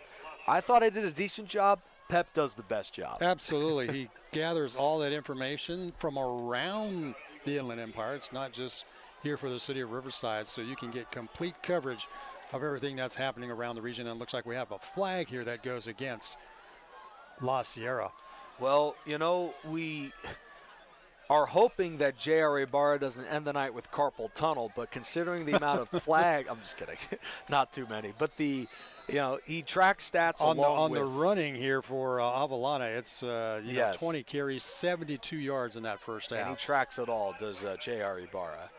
And Hillcrest has wasted no time on their next drive to march near midfield. Read option run from the quarterback. Alvarado gets a sensational block. First down to the 40, runs out of the 36, a gain of 15. Wow. Just an incredible job up front from the guys, the big guys, paving the way for the quarterback. Alvarado doesn't run a heck of a whole lot, but it did a very nice job of seeing the open seam and taking full advantage of that. Got a couple guys jumping out of the way. A 1st and 10 inside of the La Sierra 40. While the Hillcrest defense leaves a little to be desired, the offense as good as ever on the heels of a magnificent performance in the win against Patriot. One on the final play of the game from Alvarado, the quarterback. Well, here he is in the midst of another great drive, already with the big lead against La Sierra. He guns it to Shaw, who makes a sensational catch. The officials are talking about it because he did juggle the ball, but they say yes to the 14. Take another look at this on the crossing pattern here. Looks like he does. He maintains possession. He does. It kind of slipped a little bit in his arms, but it never hit the ground. Wow. And he comes away with it cleanly. Nice connection between the two. There's a look at a guy who's a home run threat, but hey, look, I've got some pretty good hands too, stumbling for that catch. Nicholas Shaw had 94 yards in the first half alone. And that'll put him over 100. McDowell, number 10, inside of the 10, bumped out of the 7. Number 24, Juan Sanchez with the tackle. Nice play call here by the Trojans. Well, this running game is not just Alfredo Vences, even though he's a big proponent of it. Jacob McDowell, an average of 7.3 yards per carry this season, gets the edge outside and makes the play. Hillcrest, Aaron Candia, left tackle. Elias Capote, left guard. Kaylee Cecil, Christian Benitez at center. That left side of the line paved the way for the McDowell run. They'll go ground again, and Vences lunges to the 4. Number 4, Matthew Cardenas with the stop. 8th carry of the night here for Vences. A busy night for Alfredo Vences. Closing in on 200 rushing attempts this season. He's been a bell cow for them all year. Vences this time is stuffed by Quintero and a host of tacklers. Hillcrest comes into the game ranked 3rd in the league with nearly 160 rushing yards per game. So you can count on that. They do a good job of moving the chains. And with a win, they've got to talk playoffs. In the playoffs, that running game is going to be a big proponent of their success. They've got to keep moving the chains to win playoff games. Might have lost a couple on that one. 2nd down and goal to go from the 5. Magnificent drive to begin the 3rd. Off the play fake, Shaw dropped a touchdown.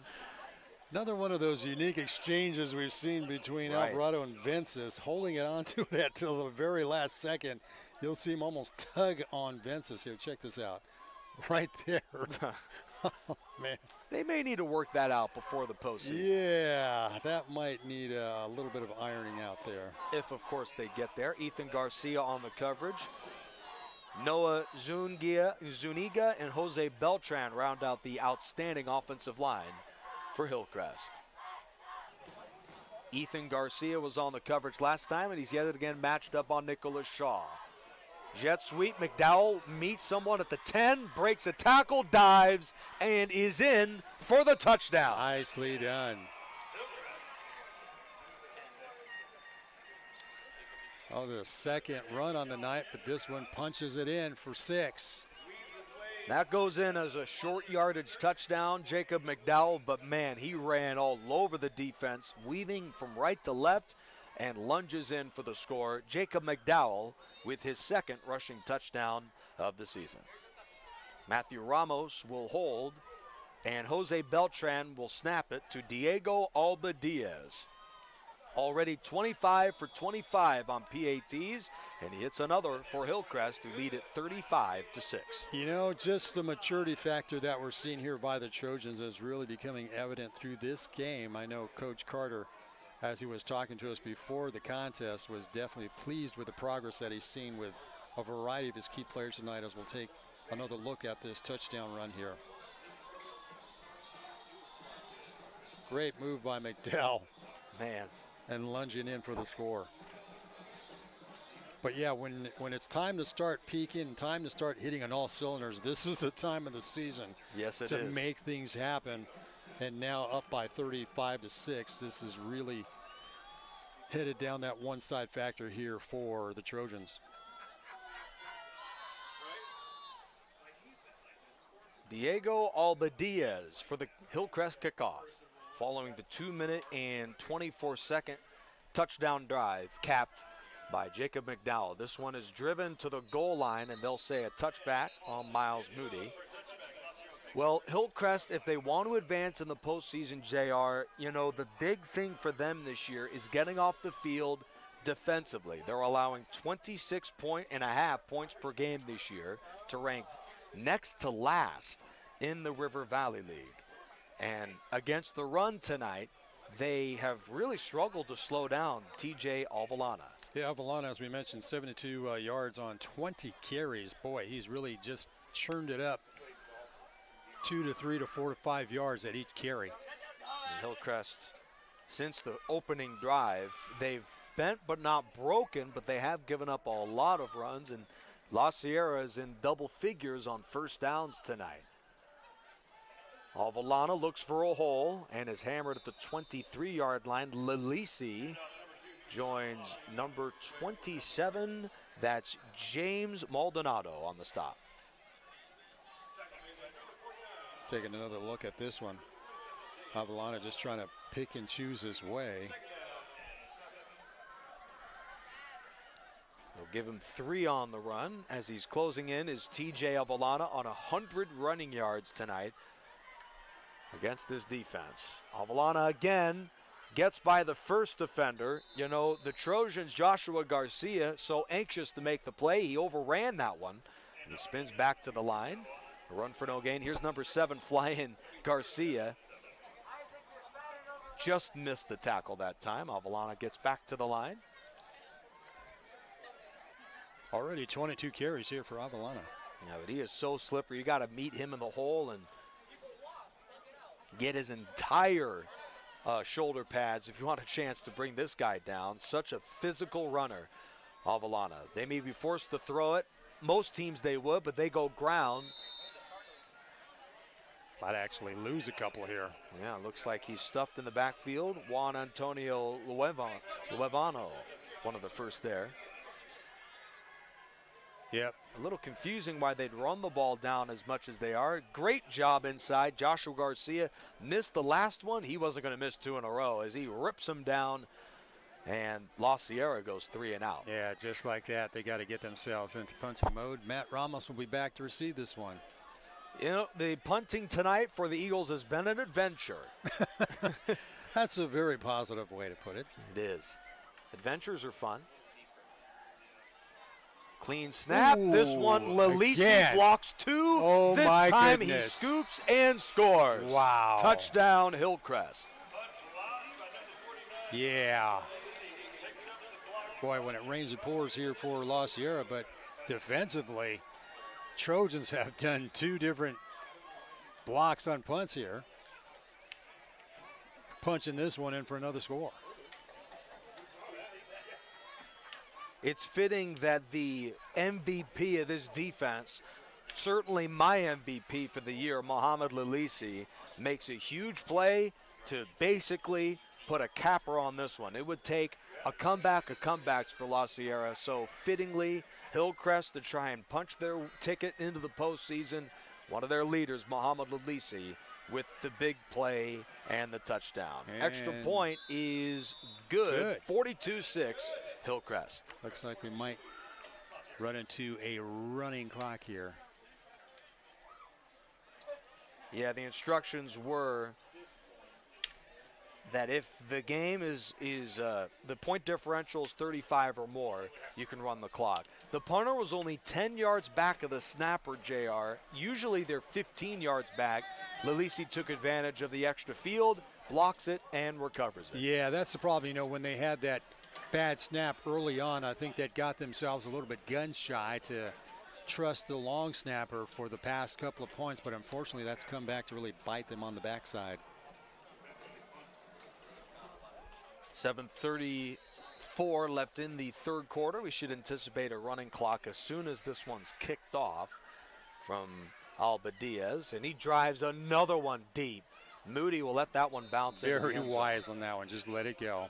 For a touchback. You know, we've not given a whole lot of credit here to Alba Diaz. I mean, the kicking game is not always the supreme thing you see in most high school football programs, but Diaz has been so consistent this year. Right. Yeah, to kick off into the end zone, that's a collegiate type kick for Alba Diaz. And a lefty at that. You don't always see a lefty field goal place kicker. Lefties are people too. Kickers are people too. So Hillcrest appears to be playoff bound, JR, and for Travis Carter, 5 years in with the program, part of the Ken Mushinski coaching tree, taking over for John Brandon in 2019. The team has made the playoffs now 3 times during his tenure. One of the years they couldn't make it due to COVID, but while he's made it, this is an opportunity for him to advance in it. They were done in the quarters against Diamond Bar last year. In fact, I believe we were at that game. Yeah, we were. Yeah, we were at that game. Yeah, jet sweep, and the Eagles, Elias Ross gains 10 and a first down. Nope, never mind. They'll call him a yard short, gain of 9.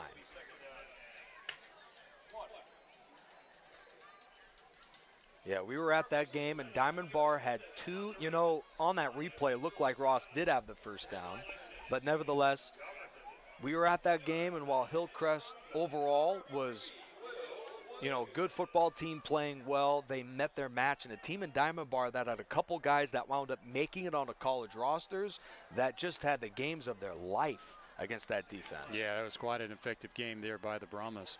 Moody's sweep for 2 and a first down. Joaquin Dominguez involved on the stop, joined by Juan Antonio Luavano. And that may be a problem in the playoffs for Hillcrest. Last year, the defense was a concern. This year, certainly the Trojans' defense has struggled at times, and you hope for Travis Carter and company that they can figure out some of their defensive miscues in the postseason this year.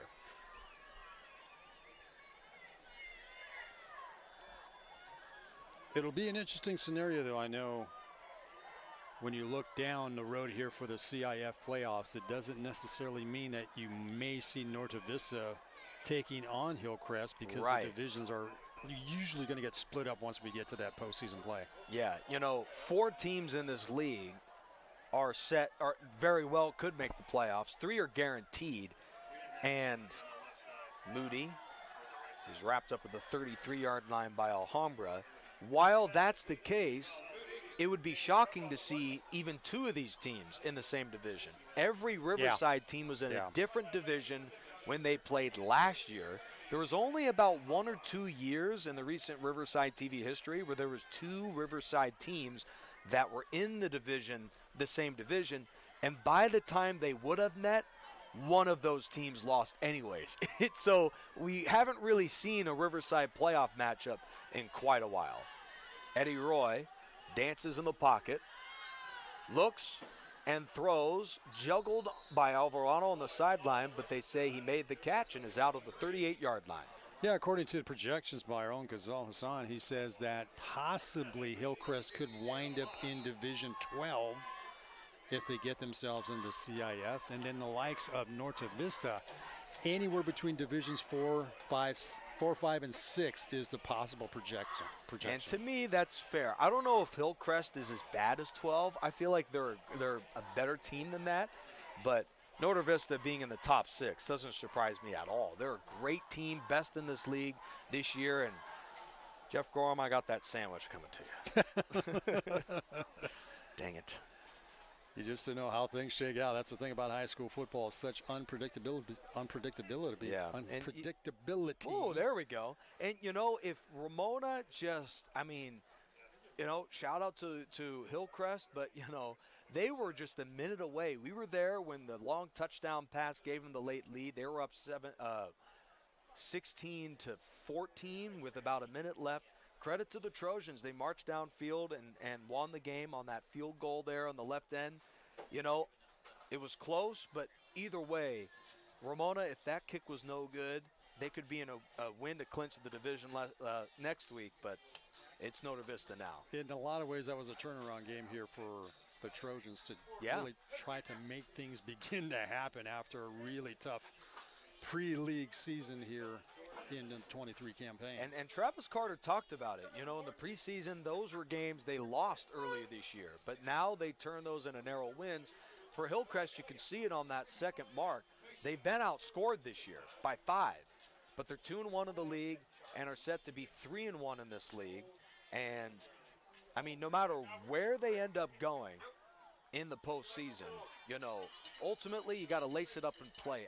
I can't tell you how many times just in the last couple of years that, a team is with a much better record, a much better season, gets completely shocked in the playoffs. You could all the way down to like Pee Wee football to the NFL. You see it all the time. Yeah, you're looking at a brand new season, if you will, and things just click for some teams, while for some other teams it just goes backwards. And, that brings up a different point, because in the CIF, you got to reach a certain spot in the league standings, and then they have rankings for tiebreakers and whatnot. But the way it's set up right now, sometimes if you perform worse later in the year, you may get a worse division, but it could end up helping you.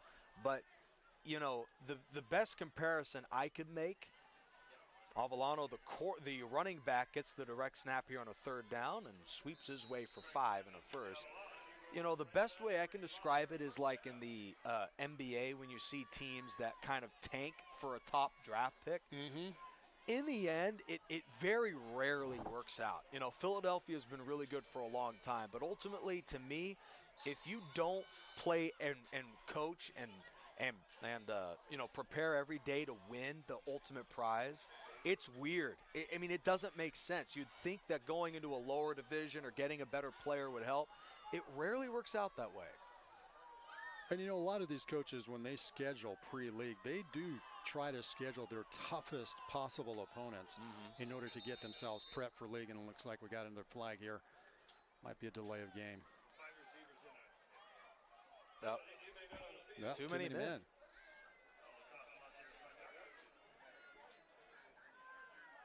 Now, La Sierra jumped out to a great start. They went the distance on their opening drive, reached the red zone again, and then it just seemed that muffed snap on the punt completely changed the momentum of this game. La Sierra looks like a shell of what they were in the first quarter of this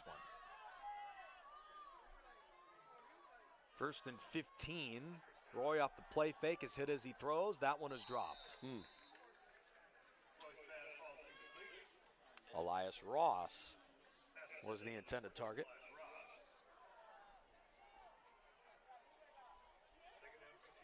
Eddie Roy, thoughts on him tonight? He's had moments. Oh, it looks like the ball was deflected. So that was a factor. So you can't totally come down on Roy for that defensive deflection here by the Trojans. But, he's a kid that's maturing. He definitely has the goods, and as we mentioned earlier, it's been kind of a quarterback by committee for a variety of reasons here for the Eagles of La Sierra. And I think once they get themselves in the groove here with Roy, it will make a big difference. Another year in this coaching system will certainly help for Roy and company moving forward. That one a bit short to Ross, and incomplete. 3rd and 15 is coming up. Well, as we mentioned, only the second season here for Sean Moore, having spent some time in the coaching Arena at A.B. Miller High School as the All head right. coach there in the Fontana Unified School District. So In this fact, is not his first rodeo. not his first rodeo, but he also is part of that Dick Bruick coaching tree because he actually played for Dick Bruick at Kaiser High School back in 2005. And he admits he gets a lot of his coaching from Dick Bruick. As most of those who have been under Coach B usually do. 4-man rush. He fires downfield, and that is dropped. It would have been a tough catch for Moody. First game in this offense this year. Moody has been hot and cold tonight for La Sierra. We have not had a running clock tonight. You know, the rule was 35, run the clock. La Sierra down 36. You wonder maybe later in the game they'll run it. Maybe start of the fourth quarter. But Hillcrest, credit to them, on their way to a postseason berth. The Trojans would now join a log jam of clubs. Norte Vista 4-0, Hillcrest 3-1, Patriot and Ramona 2-2. Much better punt here for. That's what they've been looking for. And he won't get Oh, very man. far. Ethan Garcia swarming Bryce Ross. And they'll mark him down to the 27. Yeah, Mingus Love Smith actually kind of blocked his opponent right into the hands. You'll see the block take place. Actually kind of a block in the back, if you will. Oh, are you saying you know, the turf monster got him too. Yeah, Ross kind of fell on his that own turf there. monster here at Herb Stadium. A quick glimpse into what 2024 is going to look like for the Trojans and company. Yeah, as we mentioned, they are leaving River Valley. I'm hoping that 2024 does not feature guys not on a Max Preps roster, but that's the case for number 12, another mystery man for Hillcrest. Oh, boy. So wisely, it looks like we got a change here. Oh, we actually do have a guy. They did put him into the roster later this year. But under 3 left in the third, 42-6. 4 receivers in. La Sierra all over the run that time. Robert Lozano buried for a loss. So wisely, Travis Carter's sitting down the starters at this point, which I think is a pretty good idea. Yeah, absolutely. You know, good opportunity to bring up our other game tonight on Riverside TV. We appreciate you for joining us. The other one off of 3rd in Chicago, a great game. Elsinore 28, JW North 27, with 58 seconds left in the third quarter.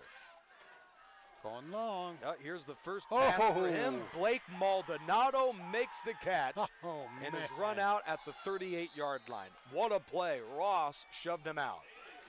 Wow, nicely done. A great opportunity for him to get his feet wet late in the season. First grab of his senior year. Blake Maldonado reels in the long pass play.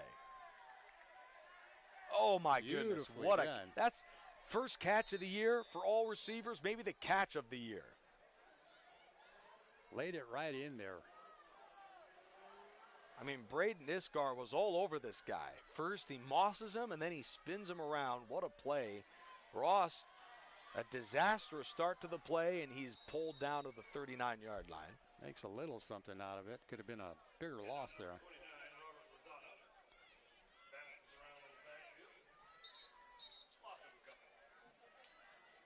And that one all got started by the great defense on the blitz, Genesis Supnet of La Sierra. Yep, got a player down. Hillcrest Trojan will get a name on him in just a moment. 55 seconds left in the third, 42-6. For those of you just joining us, a big night out of both Alfredo Vences, the running back. While he hasn't touched the ball much, wide receiver Nicholas Shaw. Shaw certainly over 100 yards receiving. If I'm not mistaken, Vences is flirting with 100 yards rushing. He's close. Yeah, pretty close to it. According to my calculations here, he's just about 80 yards. 80, not bad. So, meanwhile, for La Sierra, the team that had a much better year than last season point differential-wise, they're going to finish at about the same. They were 2-8 a year ago, 2-7 the year prior.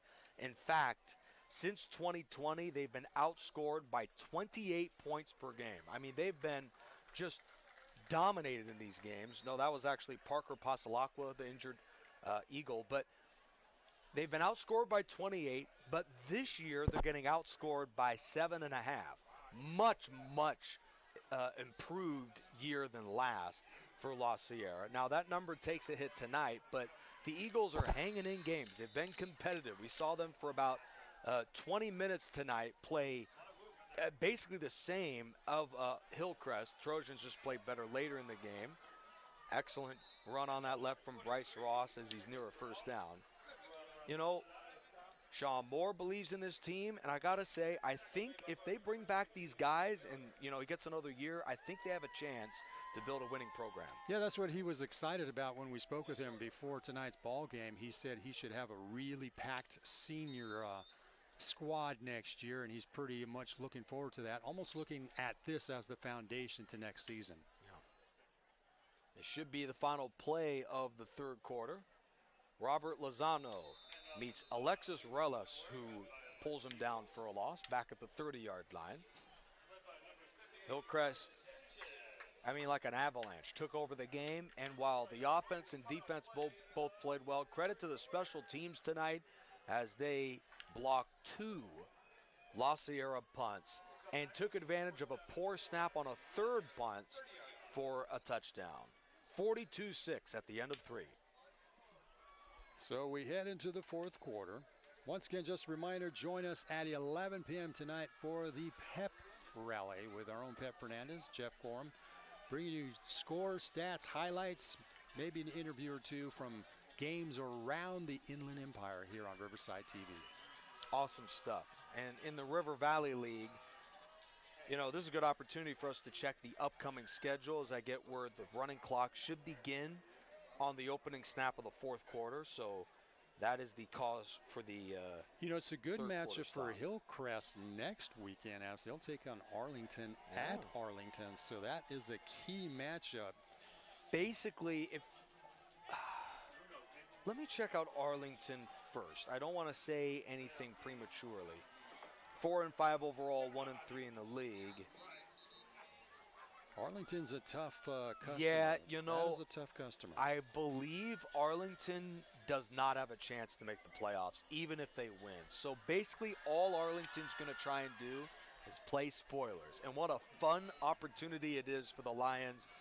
On the heels of a shutout yesterday, they're now 1-3 as you check out the River Valley League standings going into tonight. Now you're looking at a team in Arlington at the 5 spot. They play Hillcrest in the 2 spot, who's set to win tonight. Arlington, while they can't get into that top 3, maybe not even the top 4, Arlington could spoil things with a win tonight. Oh, baby. Here we go. One. Touchdown by Darius Jones. Darius Jones, his first catch, too. Good for the touchdown. So even the backups here are beginning to really flex the muscles for the Trojans. But yeah, Arlington, you know, that'll be a home game for the Lions next Friday night. Interesting. So it could really be a spoiler, if you will, even though a win tonight can essentially lock up CIF. Yeah, for Hillcrest. But, you know, division, they could move up or down a couple of spots with just a result in the season finale. Our second of 3 River Valley League games, Friday night at 7, Notre Vista against Ramona. It looks like Notre Vista will win the league no matter what, and then Ramona will most likely be number 4 no matter what. Now, they do have tiebreakers due to the head-to-head wins earlier this year, but that is a very intriguing game between 2 great coaches, Ken Battendorf, Ken Mashinsky, and 2 teams that have played much better now than they did earlier in the year. Yeah, we'll wrap up the season here on Riverside TV with really some key football games that could make a difference on who matches up with whom here in the CIF.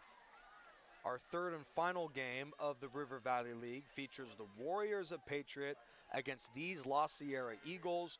An opportunity for La Sierra to rebound. That is Thursday at 7:30 p.m. That is the 3 River Valley League games. Join us tonight on Pep Rally for the entire schedule for Week 10 of the regular season. But the playoffs are coming up, JR. It's going to be winter weather beginning next week. That's going to be fun. So put on your coats, put on your football jackets, and prepare for the postseason. Get out the parkas. You never know. You know, Yeah. you go into these games and you're thinking, okay, matchup-wise, this team should beat this team. In the playoffs, everybody is 0-0. I know that's cliche, but it really is true. I mean, teams that are favored or underdogs, I mean, it's a coin flip. You never know. Yeah, things change dramatically once you get the CIF, and once we get to Selection Sunday, a week from this Sunday, that we'll get a chance to see who matches up with whom. I know we have our potential projections as to who might go where in terms of divisions, but ultimately it's the CIF making their final say on what happens on that following week in postseason play. Meanwhile, for La Sierra, their season will come to an end next week, and that'll be the finale on Thursday at Patriot. An opportunity for these youngsters, a lot of juniors set to return next year for their varsity program, an opportunity for guys to earn depth chart spots for next year, an opportunity to develop in preparation for the 2024 year. Moody is buried by Juan Antonio Luavano for a loss, and that is a challenge for a head coach and a coaching staff to say, hey guys, we won't make the playoffs no matter what, but please give me another week of effort. Yeah, give some enthusiasm here. Just as we mentioned, just laying that foundation for the 24 seasons, just start making it now. Yeah. Luckily for them, they do have a lot of guys set to come back. After the 5-yard loss, they'll give it to him again. He sweeps to his right, and Moody is belted out of bounds at the 15-yard line with 8 minutes left in the ball game. You can hear that collision from up here. All right. Well, you can put in starters or backups in the game for the Trojans. They are running around and competing out there. Number 32, Zaya Guerrero, chased him to the sideline.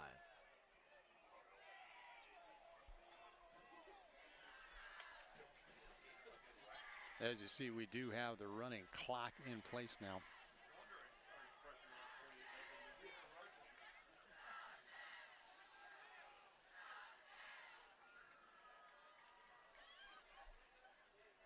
Third and long.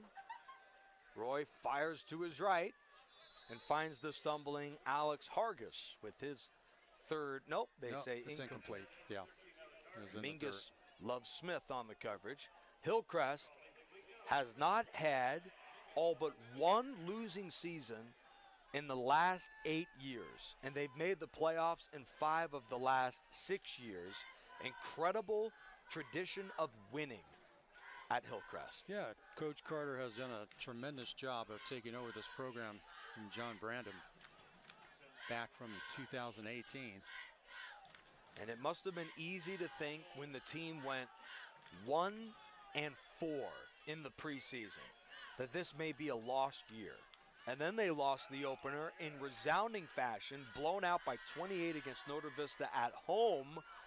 1-5 was their record, and it would have been, I mean, I gotta say, even for folks, big fans, or even the players at Hillcrest, I'm sure they didn't envision what the season would end up being. That was a big concern for Coach Carter. I know, talking to him a couple of times a few weeks back, he was just trying to make sure that his kids would not lose the enthusiasm being in a situation where they were really down from a losing point of factor here in the preseason, or in the pre-league, I should say. But his kids have hung in there, and they have definitely come to life here in this final part of the season. Yeah, Hillcrest overcame a 4th down go-ahead score from the Ramona Rams in week 7 of the season. They, in a minute after that touchdown, marched downfield, and credit Diego Alba-Diaz, who drilled the game-winning field goal with 4 seconds left at Ramona.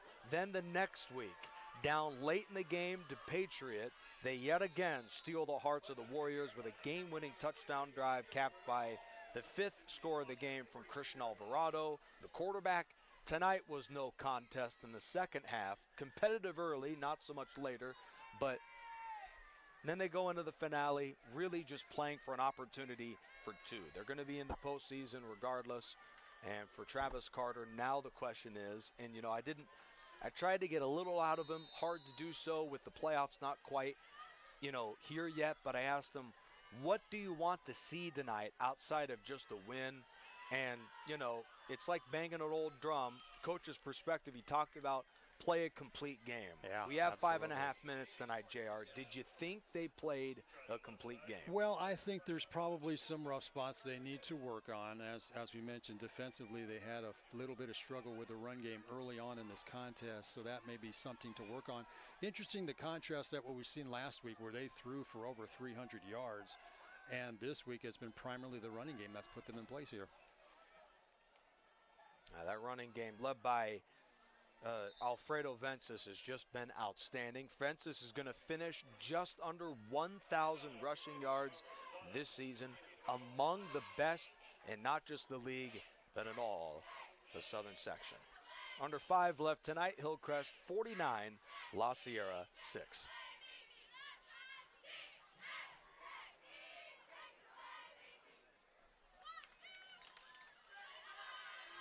Trojans just kind of taking their times with the time clock.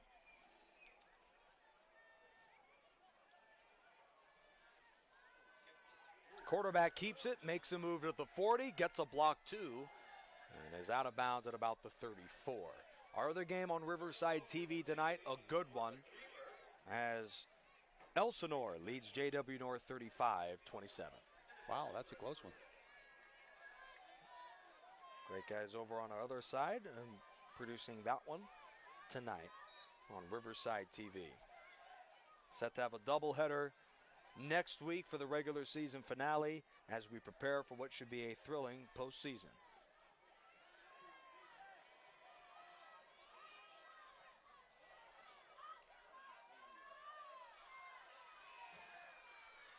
Number 23, Bryce Ross, run out of bounds at about the 36 with under 4 left in the ball game.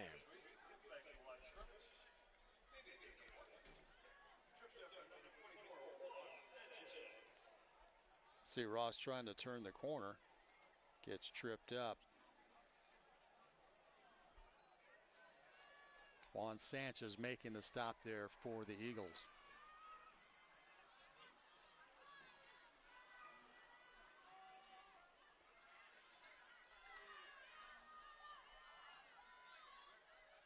Second and about 3 yards to go.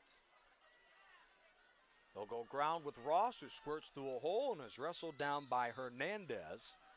Around the first down, we'll see if they give him the ball spot. Looks like they will not.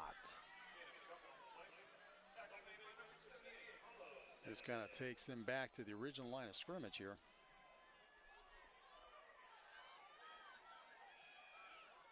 If they can't convert this, I would like to see Diaz come and try a field goal here. I love the thinking. Why not? 50 yards. Yeah. His longest this year is 33, but who cares? He's got the legs, certainly. Well, I hope you get your wish. I would love to see it. I mean, why not? You've got the lead. It'd be a great time to test Diaz in this type of situation. He's on the right hash mark. It'll be posted on the right hash mark. It's perfect for a lefty. Exactly. Elias Ross with the tackle, the last one. It kind of looks like maybe Coach Carter is going to not take my suggestion here. And we're not speaking about Samuel Jackson, Coach Carter. Jump ball downfield, and that one's picked off. La Sierra has been stingy this year defensively on interceptions. Emmanuel Mayorga with the pick. He should have took my suggestion. See? That's what happens when you don't listen to the old guy up here. You can't get picked off on field goals. Yeah. To me, it would have been a nice test here for Diaz to give it a shot. Let's see. I mean, there's nothing you could really lose a whole lot out of that whole aspect, especially after an interception year.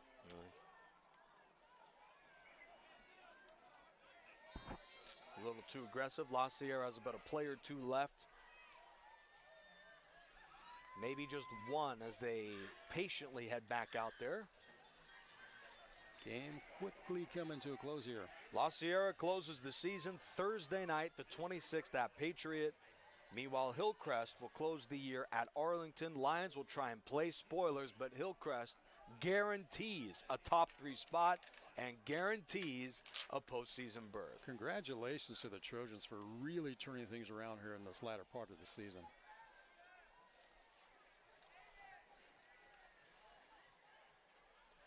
They'll go ground and close the game with a run of maybe a yard. La Sierra been competitive a lot this year. They had a couple of one-possession defeats coming in and certainly played well for about a quarter and a half. La Sierra had the ball with under 3 minutes left in the first half, down 14-6 with a 4th down inside of the red zone. They scored a touchdown on a 2-pointer there, and we're tied at 14 near the half, but they missed that. Then, of course, the muff snap. They had the 2 block punts, and the game completely avalanched. But, you know, La Sierra has a lot to look forward to, and you can't really look at the schedule or the score all the way because they played much better through about a quarter and a half, but Hillcrest was the better football team tonight. Yeah, absolutely. That first half, I think they were quite impressive in the way they were able to drive the ball down the field, especially with a pretty decent running game. And just as you mentioned, Nick, things fell apart with some bad snaps and some bad punts, and just like that, Hillcrest looks like they'll get themselves in the CIF. Congratulations to Coach Travis Carter and the Trojans as Hillcrest are playoff bound yet again. Trojans a dominant 49-6 win over La Sierra, their 6th win against their rival Eagles. Hillcrest improves to 4-5, La Sierra 1-8. For the rest of our crew and J.R. Ibarra to my right, I'm Nick Rice. So long from Riverside TV until 11 o'clock Pacific tonight for the Pep Rally, Pep Zone and Pep Rally with Pep Fernandez. Until then, good night from Zachert Stadium in Riverside. Good night, everybody.